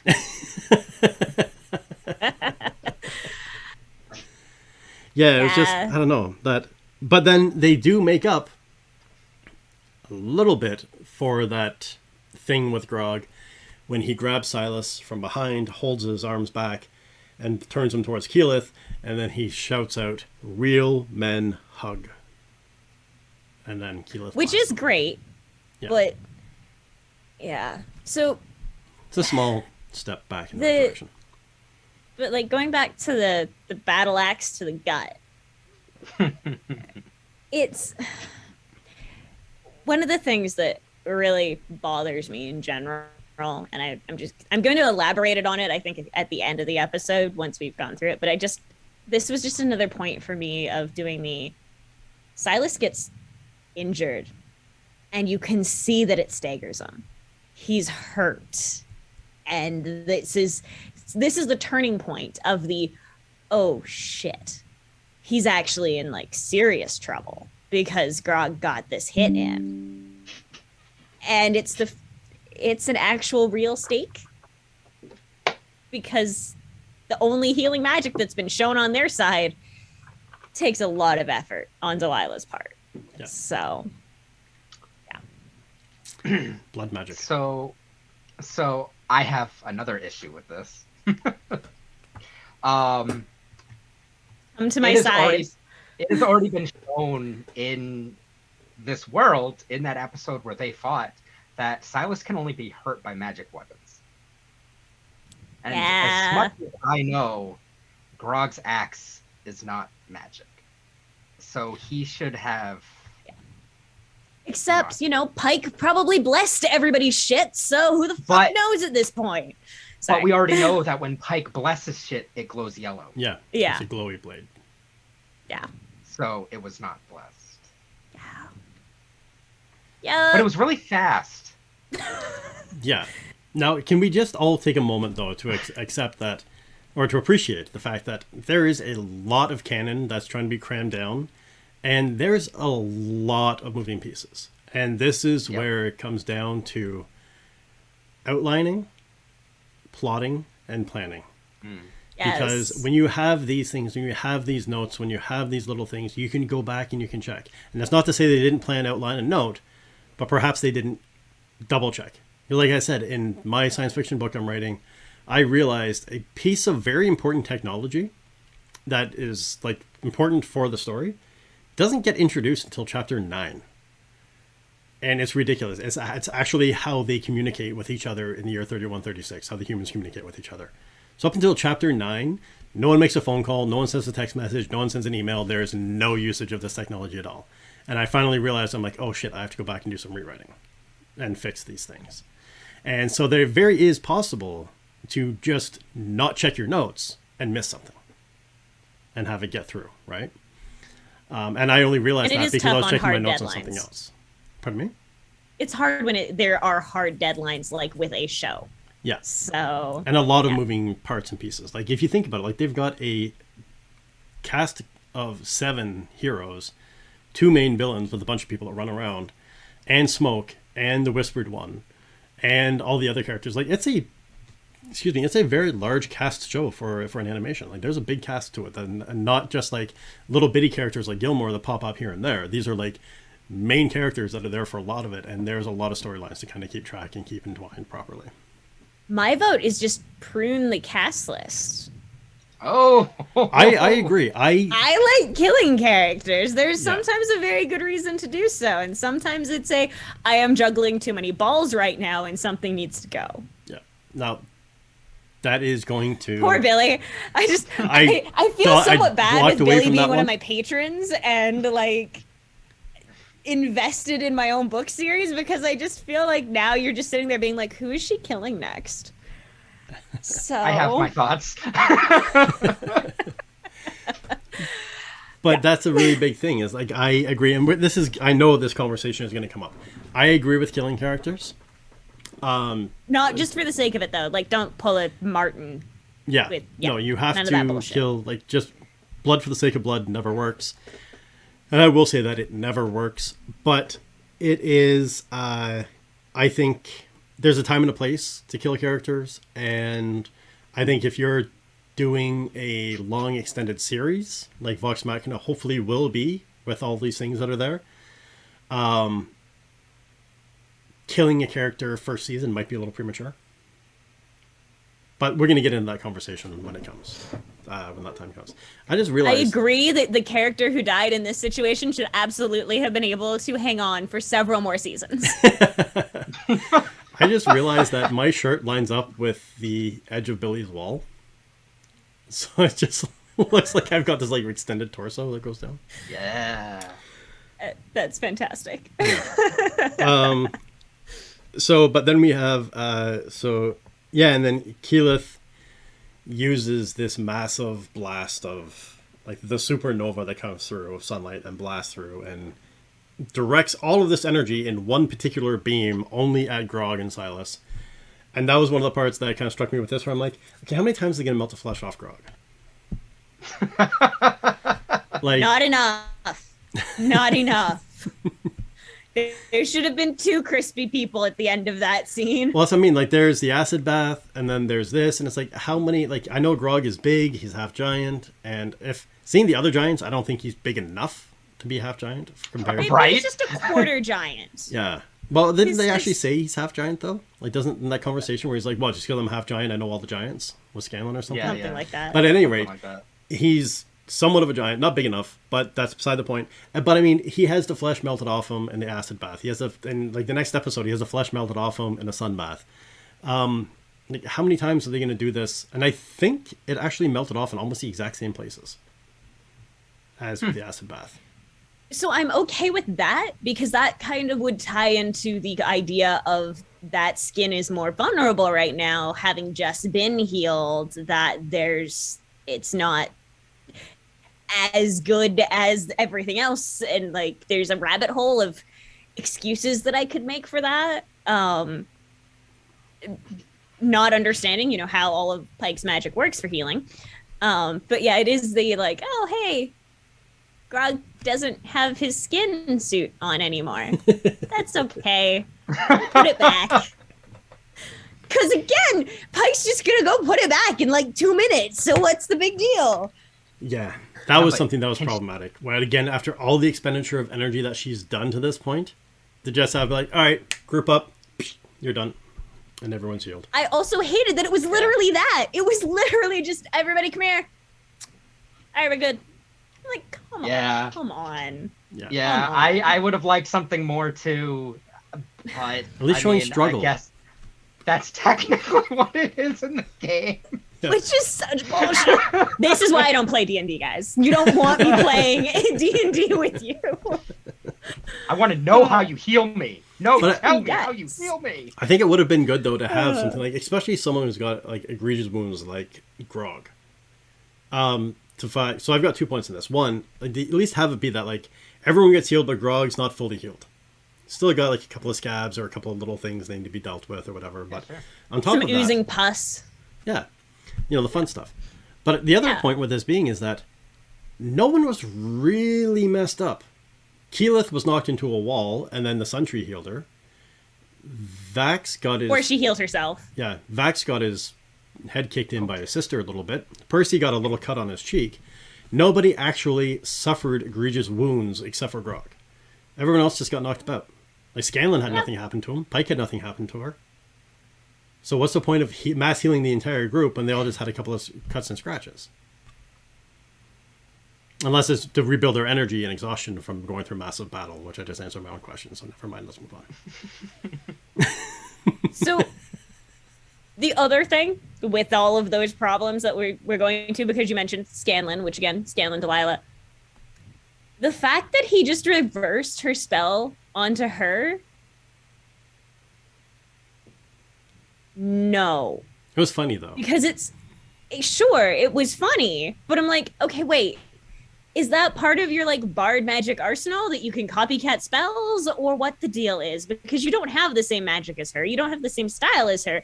You didn't even have to sing anything to do it. And the whole point of her muting you was so that you couldn't sing to do your shit.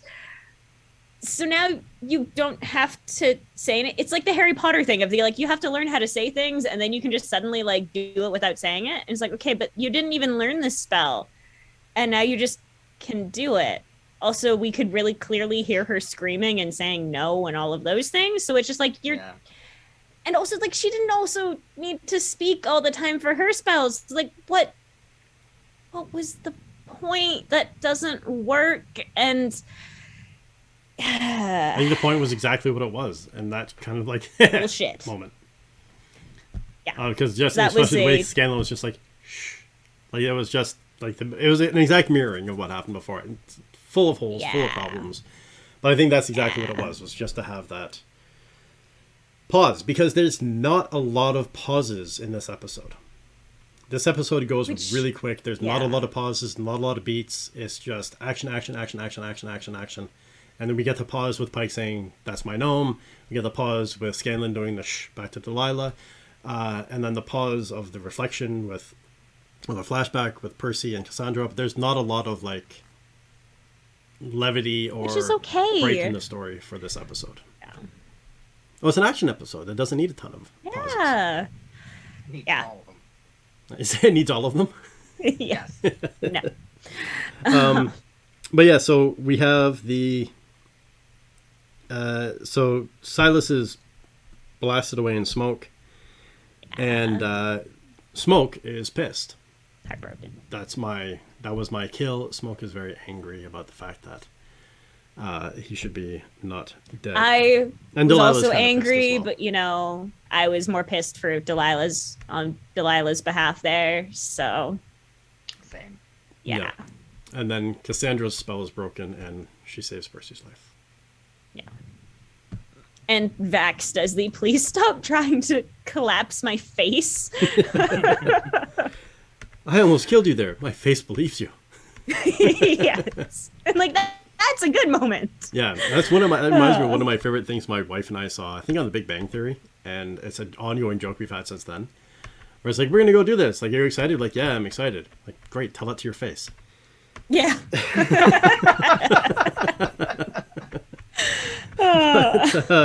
But I do love Fantastic. that moment where, so she runs in, Delilah runs in, and not even runs in. She just like stalks up the stairs. Saunters Yeah, her like, way in. She's furious, and she's got that like pissed off march as she goes in.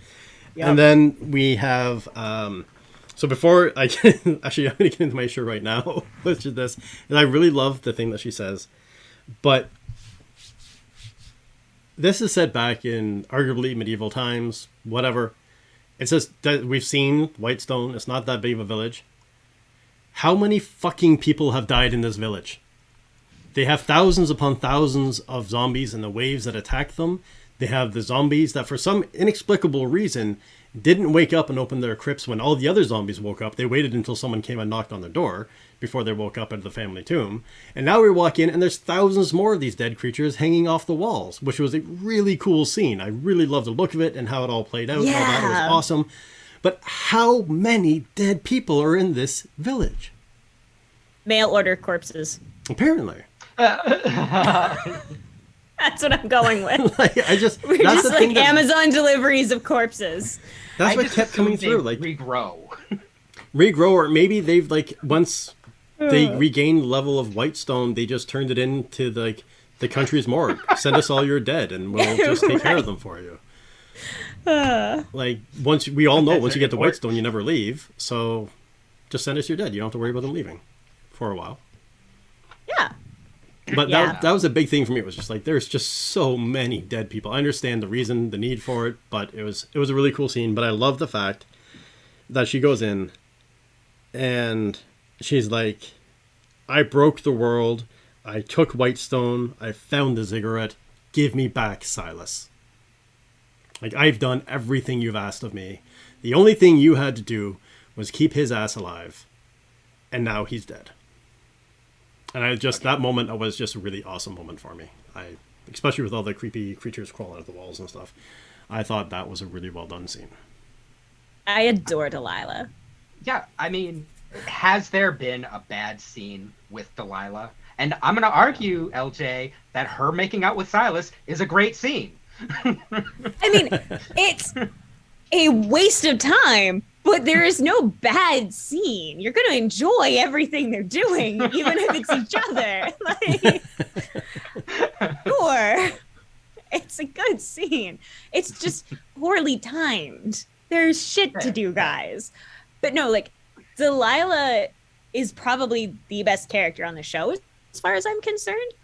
because she has big feelings, and they are allowed to be like both happy and sad. Like she has a full range of emotions. She's allowed to have them. She's powerful in her own right.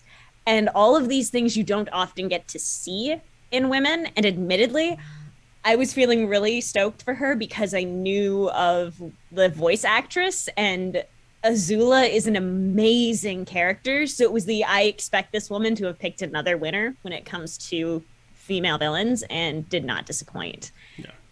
And I definitely hardcore identify with Delilah, because it is the like, yeah, I'd break the world for my husband. He has told me I'm not allowed to. But it's the like, I would do this in a heartbeat. This all makes quite a bit of sense to me, and apparently not to my husband, but you know. See, my wife is the same way. I just told him, like, if anyone were to do something like to take my wife and daughter away from me, I'm like, I would probably spend the rest of my life in prison. She's like, why? I'm like, why wouldn't I? I would totally go John Wick on everybody. But at any rate, you just break the world, as you do. Yeah. But one point that I wanted to bring up earlier, and I figured now would be a better point for this, that I do like about this show is, as irritating as it is, that Pike and Keyleth keep being the ones that jump in and save the group and save everything. Pike and Keyleth and Delilah are the ones that respectively save the day for everybody on both sides of the thing. And they're all female characters. There's no male characters that jump in and save the day. It's always the women. And even Vex is kind of until they get to Whitestone, where she hands over the reins to Percy because it's his home, Vex is the leader as well. So it's the main powerful leader characters of this entire series are all female characters. And multi-dimensional characters with weaknesses, and they're allowed to take punches. They don't all have to be pretty 100% of the time. They are... Yeah, except for Pike. Fair. But, you know, Pike already has something against her as far as the traditional beauty by being so short, which is bullshit. But when it comes to animation, often you see tall, thin, willowy women, which you see with Vax, Delilah, and Keyleth. Yeah. So she's Vex. And you get a little bit of okay, she never takes a punch to the face that gets her looking really ugly, but they made her short.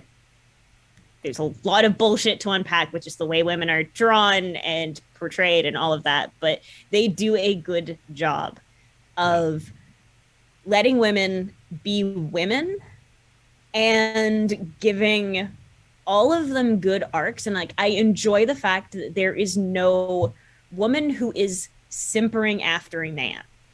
Yeah. That Keyleth and Vax have a really cute, awkward dynamic going, which is adorable. And it doesn't turn either one of them into I can't get my job done. I can't do these things because I only have goo eyes for this one person. Vex is oddly Cersei Lannister about her brother, which it is really creepy and awkward, but she has a good relationship potential with Percy that never gets in the way of anything. And like Delilah is head over heels about Silas, but even when he dies, her focus remains strong on the end goal of I have to bring him back. Yeah. And there's no loss of that focus. There is no, well, my life isn't worth living anymore, so let me just throw myself off the Ziggurat because my poor husband is dead. Bullshit that you sometimes see when you get women written as villains. So yeah. That's really good points. And it's all true. Like they have them well written out. I would say that I don't think Vex has a good character arc. I don't think Vex has a character. She's like Grog. I don't think Vex and Grog have character arcs at all. They're still the exact same characters as they were at the beginning. And maybe that'll come in another episode. I just find that some, like Pike, just skyrocketed through her character arc. Yeah. Keyleth skyrocketed through the character arc as well.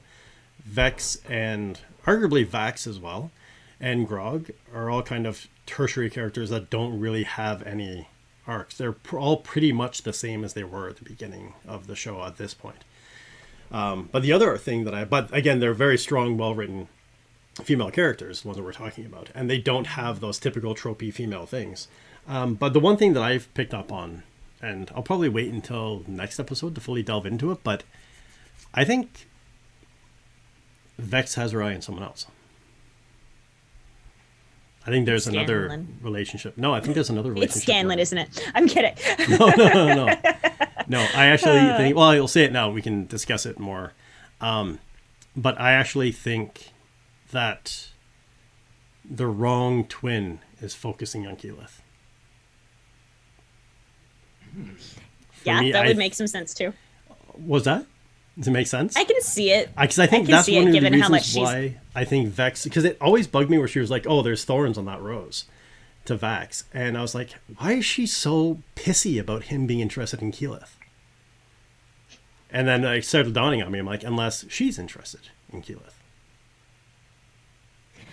Well, given as I already said about the incestuous shit, then just have a threesome and get over it. Like, done. We'll see, but I'd like to see that play out. And like, I don't think we're going to get an answer to that in this season at all. But I think that's something I can possibly see moving forward. Is it seems like just the way they've done Vex's character and the way like she doesn't really get angsty or pissy with anything else except for Vax and Keyleth. And that's where she's got a lot of barbs, a lot of comments, a lot of things. So I'd be kind of interested to see if that plays out somewhere down the road. And I'd be all game for it. I just always viewed that as her being excessively possessive of her little brother. Yeah. So. I don't know. We'll see. It'll be interesting. But at any rate, so they go back in. Pike heals everybody. And Vex starts dealing with the doors. And then Delilah cuts her arm up again to call the Whispered One. I do love that by virtue of the fact it's like self-harm, not awesome. But the fact that we were allowed to have a woman with scars also makes me really happy. Because she's gorgeous, but she also has these ugly scars on her arms from where she was just like, fuck it, I need blood and we need to carve this in and I am just his vessel now. And ta-da. Yeah. You just get shit done. And you get the blood magic of the blood floating around and swirling through, and it goes in, and Percy charges in as Smoke, and Delilah is basically entirely shielded from all of their attacks. Like they're coming in trying to do whatever they can to get her knocked down, and she's got this bubble of shielding around her. Except for a fucking arrow. Yeah, until an arrow pierces through and shatters her shoulder. Come on. From the looks of it. Yep. But yeah, so she takes an arrow to the back, and there's this whole thing that happens within the Whispered One's room. And then there's the large green blast that comes through and arcs all through the still dead sun tree, I might add.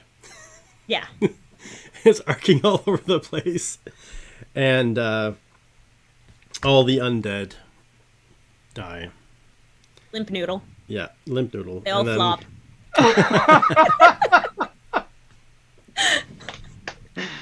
I mean, she took an arrow to the back, so. And then the Whispered One appears, briefly. Looking very much like one of the undead warriors from Lord of the Rings.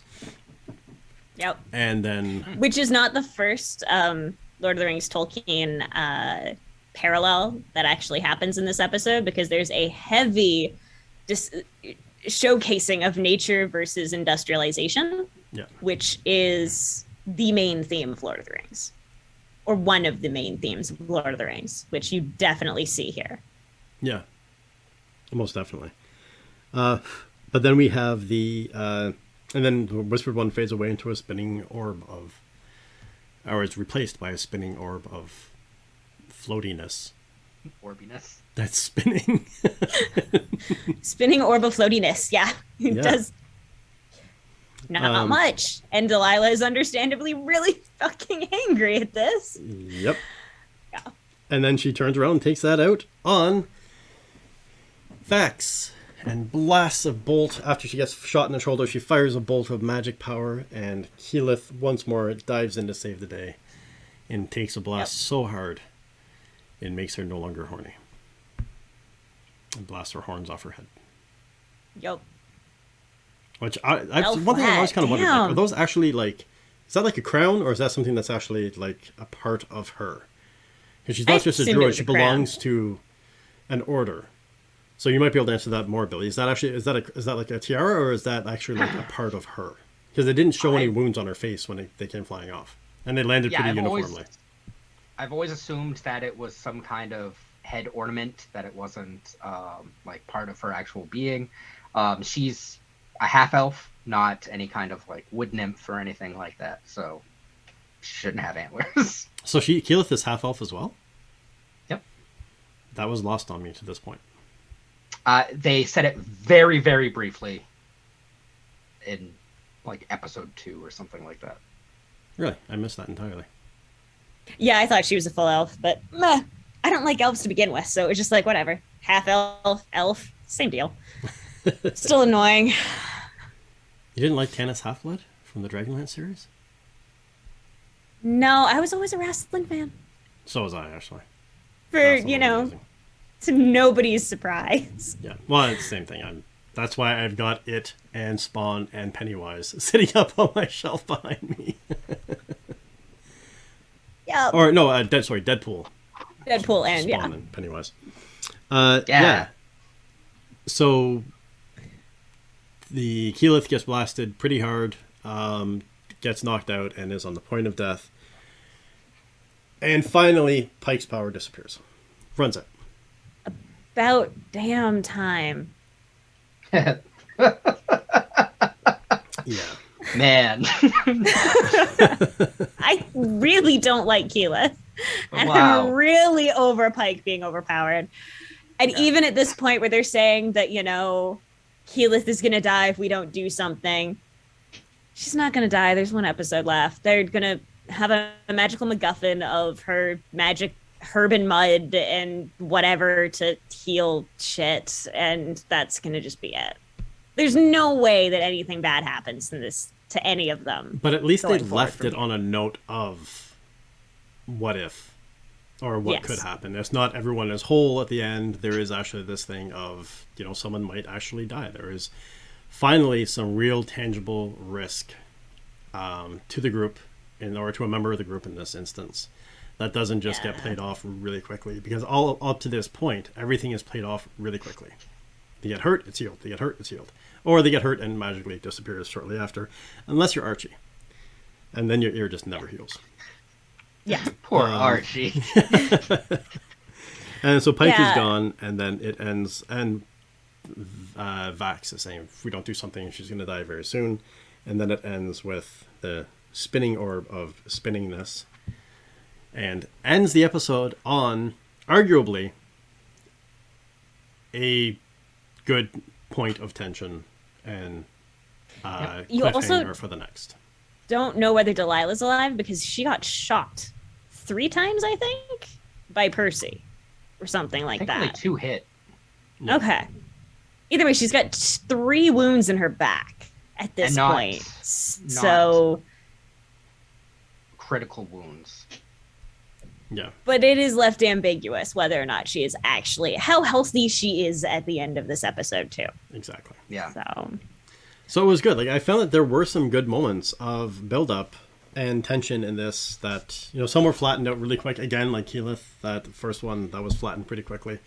But one thing I will say, though, is and I don't think you were here for this, LJ. You were on your side quest when we were talking about this with Billy. But for the character arcs, up until this episode, Keyleth had a pretty standard, well-paced character arc.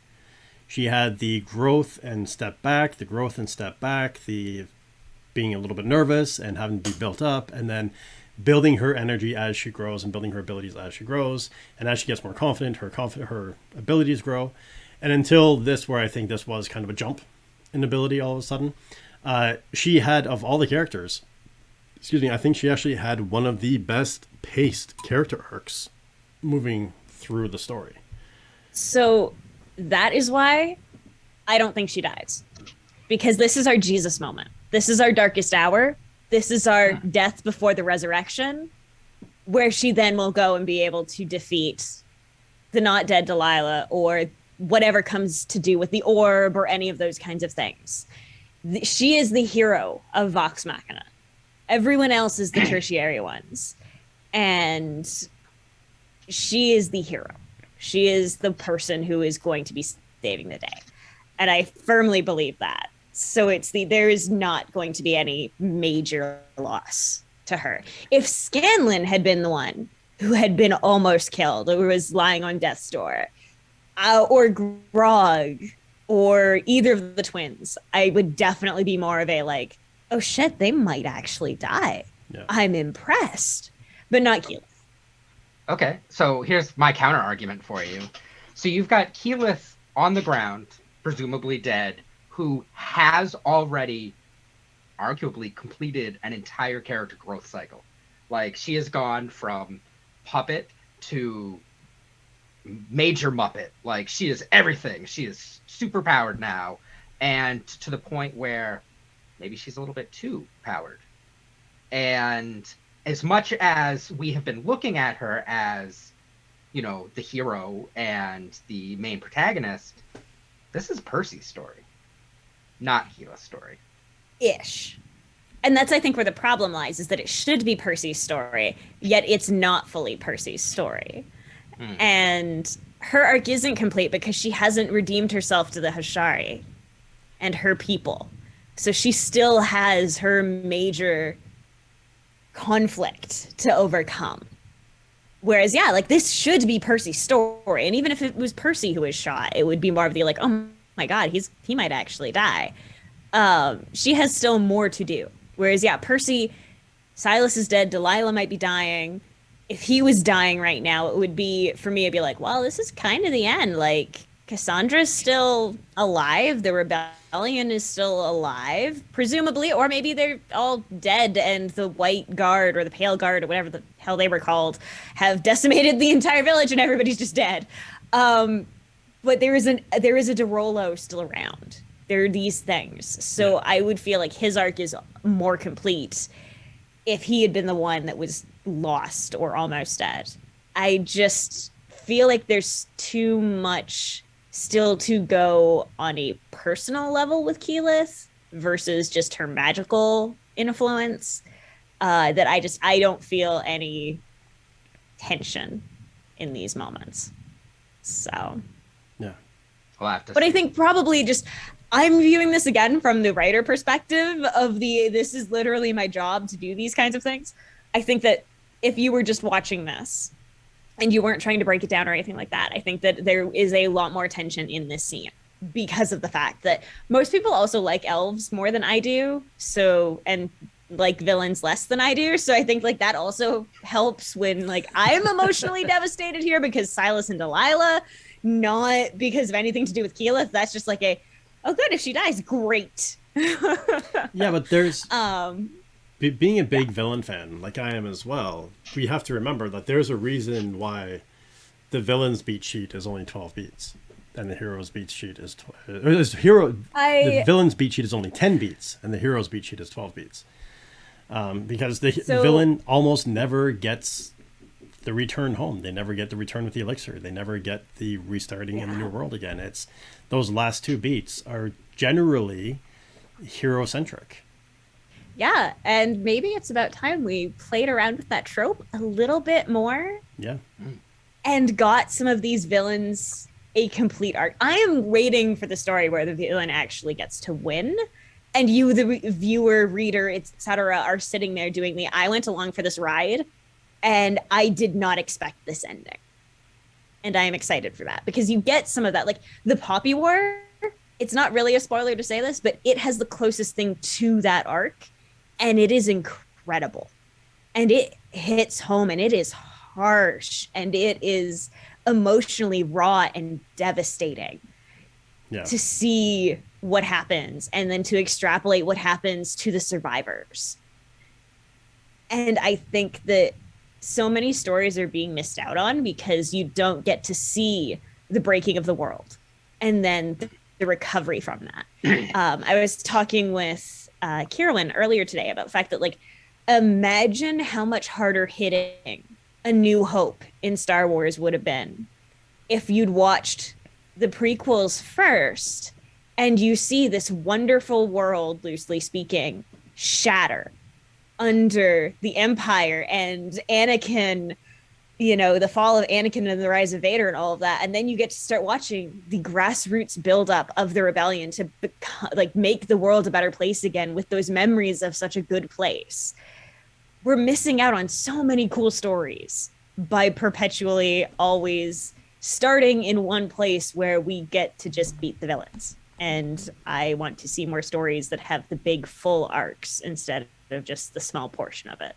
Yeah. And so that's why Silas shouldn't have died. well, I've got a story that I'm working on. I'm not going to say which one because I've got many stories I'm working on, where it is actually a villain story, where we carry through the villain, and that's actually the main.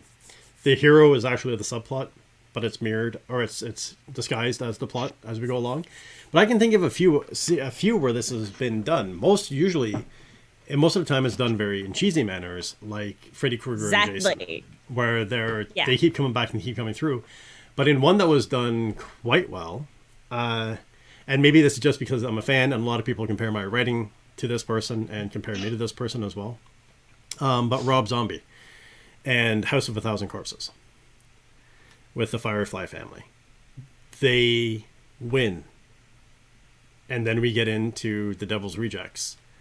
And that's where they're put on their back foot. And you actually are feeling bad for these maniacal serial killers. And then in the end of that one, it's kind of ambiguous as to whether or not they've won. I think the thing is that it's much more acceptable in horror to allow for those kinds of cathartic evil stories. And I want to see it happen in other genres of genre fiction and speculative fiction. Yeah. Because I'm just here for it. But yeah. And no comment about the story arc when it comes to that series. There are many things we're focusing on when it comes to villains and heroes. So, yeah. Sorry, Billy. But that is the thing we need. We do need to see more villain stories, and that's a big thing that I always push people when I'm doing my coaching and talking and lessons and speeches and stuff like that. Is that your villain, like everyone talks about the hero's journey and the hero's arcs and those other characters and their story arcs and stuff like that. Your villain has to have an arc as well. Your villain has to have a story. Your villain has to be something. I mean, you can have a chaotic villain for the sake of being chaotic. But even the Joker has a story, has an arc as to why the Joker became the Joker. And I think that's something that we really need to see more of, is if you can have a villain that people can relate to and connect to, it makes it so much more powerful of a villain and so much more powerful of a story. And I think that's the thing that they did well with Delilah on this, is that she loved her partner so much. Like, again, like Delilah's not necessarily a bad person. She's like Kingpin. Her methods are bad, and the way she's going, or Thanos, their methods are bad and terrible at what they're trying to do. But the end result is she's trying to save her partner's life, and she's doing anything she can. She's grasping at straws to do anything she can to keep him alive. And yeah, it's a pretty shitty way to go about doing it. But her end, it's like the ends justify the means for her to get to this point. And it's not like she just wants to take over the world and take over Whitestone for money and wealth and power and all this other stuff. She's doing all of this for love. Yeah. Which makes a more powerful character for me. One thing I do find really interesting, though, is the fact that Silas was sick. And it looks like it was something like tuberculosis, consumption. Yeah. We've seen Pike's magic, and it was a priest that just told Delilah, nah, he's gonna die. Just get over it. And I can understand how much rage I would have in that situation if there are magical healers like Pike around that should be able to just be like, you're good. Surprise. Yeah. And she has to go out of her way to do all of this other shit to make him feel better. I'd be really angry at the world too and be very willing to do whatever the Whispered One wanted and wouldn't feel beholden to a world that was just willing to let my partner die when there are other answers out there. So I like the way that she is developed in that regard of yeah, there are very valid reasons I find for her motivations, and I can very much understand her as a character. Even if, yeah, it's maybe not the healthiest way or the best way of coping with these things, it's very understandable. It's very human. Very much so. So again, it comes down to they've done a lot of great things and they've done some missteps. And I think somewhere along the way, we may have lost sight of the fact that some of this story is being told by rules of the dice. And so there are things that are going to break the rules of storytelling. But I think most of our gripes have actually come down to what I am now at this point at episode 11, I'm going to label the failed promise of what we know when you start a story, you're giving a promise to the reader or to the viewer of this is where you come along with me and this is where the ride is. And they've taken some missteps on that promise. Overall, the promise was big, but the actively stated promise of you're going to see the machinations of the evil villains and what they're doing and why they're doing it, and this is why we're so excited about, really fell flat. We didn't get nearly enough of that, and what we did get of that crafted some dodgy storytelling. And it's the same thing as when Pike left. Again, like one of the biggest fall downs is Pike's storyline, and it was something that didn't happen on the table. So what happened on the table, they did an excellent job of laying out and writing through. The things that weren't happening on the table were, I think, for me, most of the points that I took issue with. So, what do you think, Billy? I mean, I think that you have a good point. I think that a lot of the things that we have been discussing are things that kind of have been taken away from the table. I've always tried to push back on things that I'm like, look, this was a tabletop game and this is kind of how it plays out. But that was one of the things that I was looking forward to most about this, was getting to see more of Delilah and Silas and getting this chance to see the inner workings of how this couple like came to be. And although I was very happy seeing them, it was like they were still phenomenal characters, and what we did see I thought was absolutely magical. I just wanted so much more, and I wanted so much less of some of the other filler, like Pike's side quest that was really drawn out for like 4 episodes and didn't have a very satisfactory payoff. I also agree with LJ, less in this episode than in others, but I haven't felt that the group has been in danger since that castle siege, since the shadow monster thing where I pointed out what's going on. I lost it. Ever since then, I've wanted it back. I've wanted to get that back, and it hasn't come back. And mixed with like my disappointment of not getting what I was promised with the villains, I'm sad. But that being said, my first viewing of this show, I loved it. I really, really enjoyed the show when I watched it. I was still highly entertained. Yeah. And it's only when I look at it critically that I go, oh. Yeah. Yeah. And that's the I love the show. It's a great show. If on the surface it's a lot level. of fun. Yeah. I think the last thing that I want to kind of bring up that really kind of hit home with this episode, and now also just looking back at the series. Again, this is a first season, and it's a solid first season. I have enjoyed it more than I enjoyed Wheel of Time first season. But especially in this episode, the more I kind of poked at it and the more I thought about it, the more uncomfortable I became, and I ended up actually making a short TikTok about it, with the fact that I don't think it was intentional, but it's an unintentional thing that is often picked up on and used again and again and again, is that bad things only happen to bad people, like disability, like disfiguration, like being ugly, all of those things only happen to the villains. And because the magic is just so poof, you're fine, poof, you're fine, poof, you're fine, and that there is no long lasting physical problems to the good guys, it is a case of, okay, Ripley is the only one who's lost a hand to doing all these things. Being evil cost her hand. Yeah. It cost Silas his life. It's cost Delilah the man she loves and probably her life. All of the henchmen were ugly. All of the ones that were big and named and disfigured, either with the silver tongue. So we've gotten a lost tongue and put in a new one.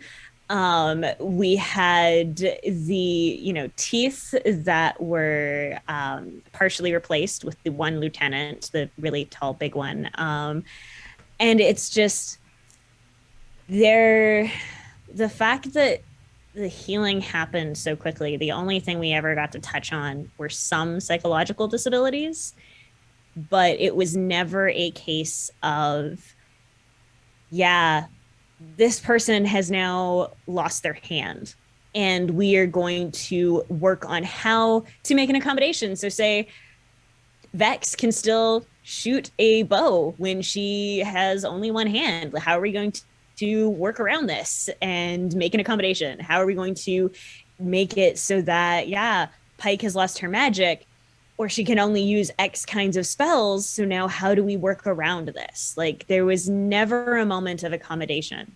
And that happens too frequently still in modern storytelling. And I want to call it out, and I want it to be better. And I want it to be continually improved upon as storytelling, because disabled people exist. There were a lot of disabled people back in the days before, modern medicine. Lots of people lost limbs because if you've got gangrene on your foot, you're chopping that foot off and you're hoping that you can heal better than, that your leg heals better than the rest of your foot. Yeah. And I want to see more of that, especially given now that we're in the month of May and it is basically like Disability Awareness Month. I know that there's disability awareness for fibromyalgia and Ehlers-Danlos syndrome and several others that it's like, I want to see more. And I hope that they can do more in the next season. And it will also raise the stakes, because if nobody's bodies are safe, everybody's got to be more careful. And that's interesting. See, and that is a good point. And that's something that I saw your TikTok and I was thinking about it. And there are some instances, some I'm not going to mention for a variety of reasons, but there are some instances where the antagonists or the protagonists do get maimed, do get injured moving forward through the stories. But oftentimes they're the exact same two injuries. And it drives me nuts. They lose a hand or they lose an eye. Yeah. Yep. That's it. It's not a foot. It's not anything like that. It's always a hand or an eye that's been lost. And oftentimes, even like in The Matrix, very old spoiler alert, Neo loses his vision, and I think he loses his hand as well in The Matrix. So it's the same kind of trope that if the good guys are injured, then they're going to lose a hand, they're going to lose an eye or something. And more often than not, it does come back in some form, way, shape, or whatever down the road and is no longer an issue for them to deal with. And there is no accommodations being made to it. But the fact that I can only come up with a handful shows that this is a very real thing that's there. But that, and the other thing too, is that you need to kill characters. You need to hurt characters. If all of your characters always come through unscathed, whether or not there's a healer, if no one ever dies, if no one is put into a coma. Grog was knocked out, I'm assuming because he got hit with a spell that made him lose 3 turns during the tabletop game. There's no stakes. And that's something that, like I said, maybe in something that is as expansive as this that we're dealing with, killing a main character, and we don't know what's going to happen with Keyleth, but killing a main character this early on might be jumping the gun a little bit. You might want to at least have one season where you get to know everyone, how they interact, how they grow, how they do things together and stuff like that, and then start acting your characters naturally as the series progresses. But I agree that the protagonists need to die. They need to get hurt. They need to get maimed. They need to have something serious that's going to bring them down. Again, going back to the Iron Man movies, there is that moment where Tony Stark in the second movie got really messed up in a really bad way. And then in the third movie and in the Avengers movies and for the rest of the series going through, that impacted every single decision that he made moving forward. He had so much PTSD and so much fear moving forward because of what happened to him that it actively impacted him and changed how he did things and impacted the Avengers and impacted the entire world, because he's now making decisions through this lens of fear from what happened to him and through this lens of PTSD that caused Ultron and caused all these other problems to appear and really kind of mess stuff up, because he was put into this state of fear from, like, it was a psychological trauma that he suffered. And they didn't explicitly come out, but there's several points that they show of this happening through with him. And so I agree that we do need to have a little less ableism, a little more just, for lack of a better term, the good guys getting beat up and seriously injured and hurt along the way. But for a first season, this has been fantastic. And again, like we've said previously, we're not crapping on the show. We're not saying it's a bad show. We're not saying don't watch it, don't go see it. It's a fantastic show. You're going to love it. You're going to enjoy going through for the ride. This is literally us watching the show through to watch it and enjoy it, which is what we've all done, and then gone back to actively break it down with a critical eye, to look at what did they do right, what did they get wrong, and talk about those things. And that's why that we have this stuff. And we can have an episode where 90% of what we say is positive, but that 10% is going to be like a woman talking in a conversation, and it's going to come out as more than half the show or a bigger thing, because negativity is what grows and what is there. And the thing with women talking in conversations, that's because there's still this negative perspective and perception of women, and that if they speak up, even for 5%, they've seen us talking for 50% of the time. So the negative comments might override the rest, but that's not to say that we don't like the show. We all love it. We all thought it was fantastic. It's just we're trying to give our perspectives from our lenses in life on what we thought of it. And I appreciate that I get to talk a lot. So thank you, gentlemen. Plus, all about being equal. And that's the thing. Like everyone's got a voice that's just as valuable as everyone else's. There's no reason why anyone shouldn't have the ability to talk when we're doing these things. So, but I greatly appreciate it. I can't believe next week is our last episode for this. And then it's going to be, so I've been kind of talking about this. We are going to be taking a bit of a pause.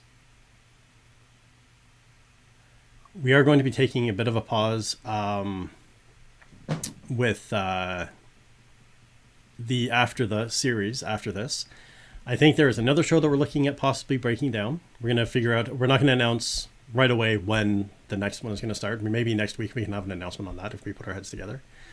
But there was, we're going to be taking a break for a couple of weeks, then we're going to be back, and then we will be back with season 2 of Wheel of Time, season 2 of Legend of Vox Machina, and season 2 of whatever the next show is that we break down, which we'll have more news on coming up for that going through. Sorry, I just saw something very distracting. Sorry. Chekhov is attempting to get my meds, and instead of getting my meds, he brought me my wallet. So retail therapy is apparently what I need? No, dude. Nice. Hey, Chekhov, go get my meds. Go find it. I never remember where I put my med case down, so he can takes it. him some time. Nice. So let's put a pin in this, and then there's something that I just saw that really distracted me that I want to bring up for just a side note really quick. But so that has been season 1, episode 11, Whispers of the Ziggurat for Legend of Vox Machina. Thank you very much, everyone, for joining us. Thank you to my co-hosts, LJ and for Billy, for being here. Any final parting thoughts before we wrap up this episode? I'm excited for next week. So am I. I hope that next week is less floppy. You're hoping they can get it up for one last episode? Yeah. Exactly. Get it up and keep it up this time. Come on, guys.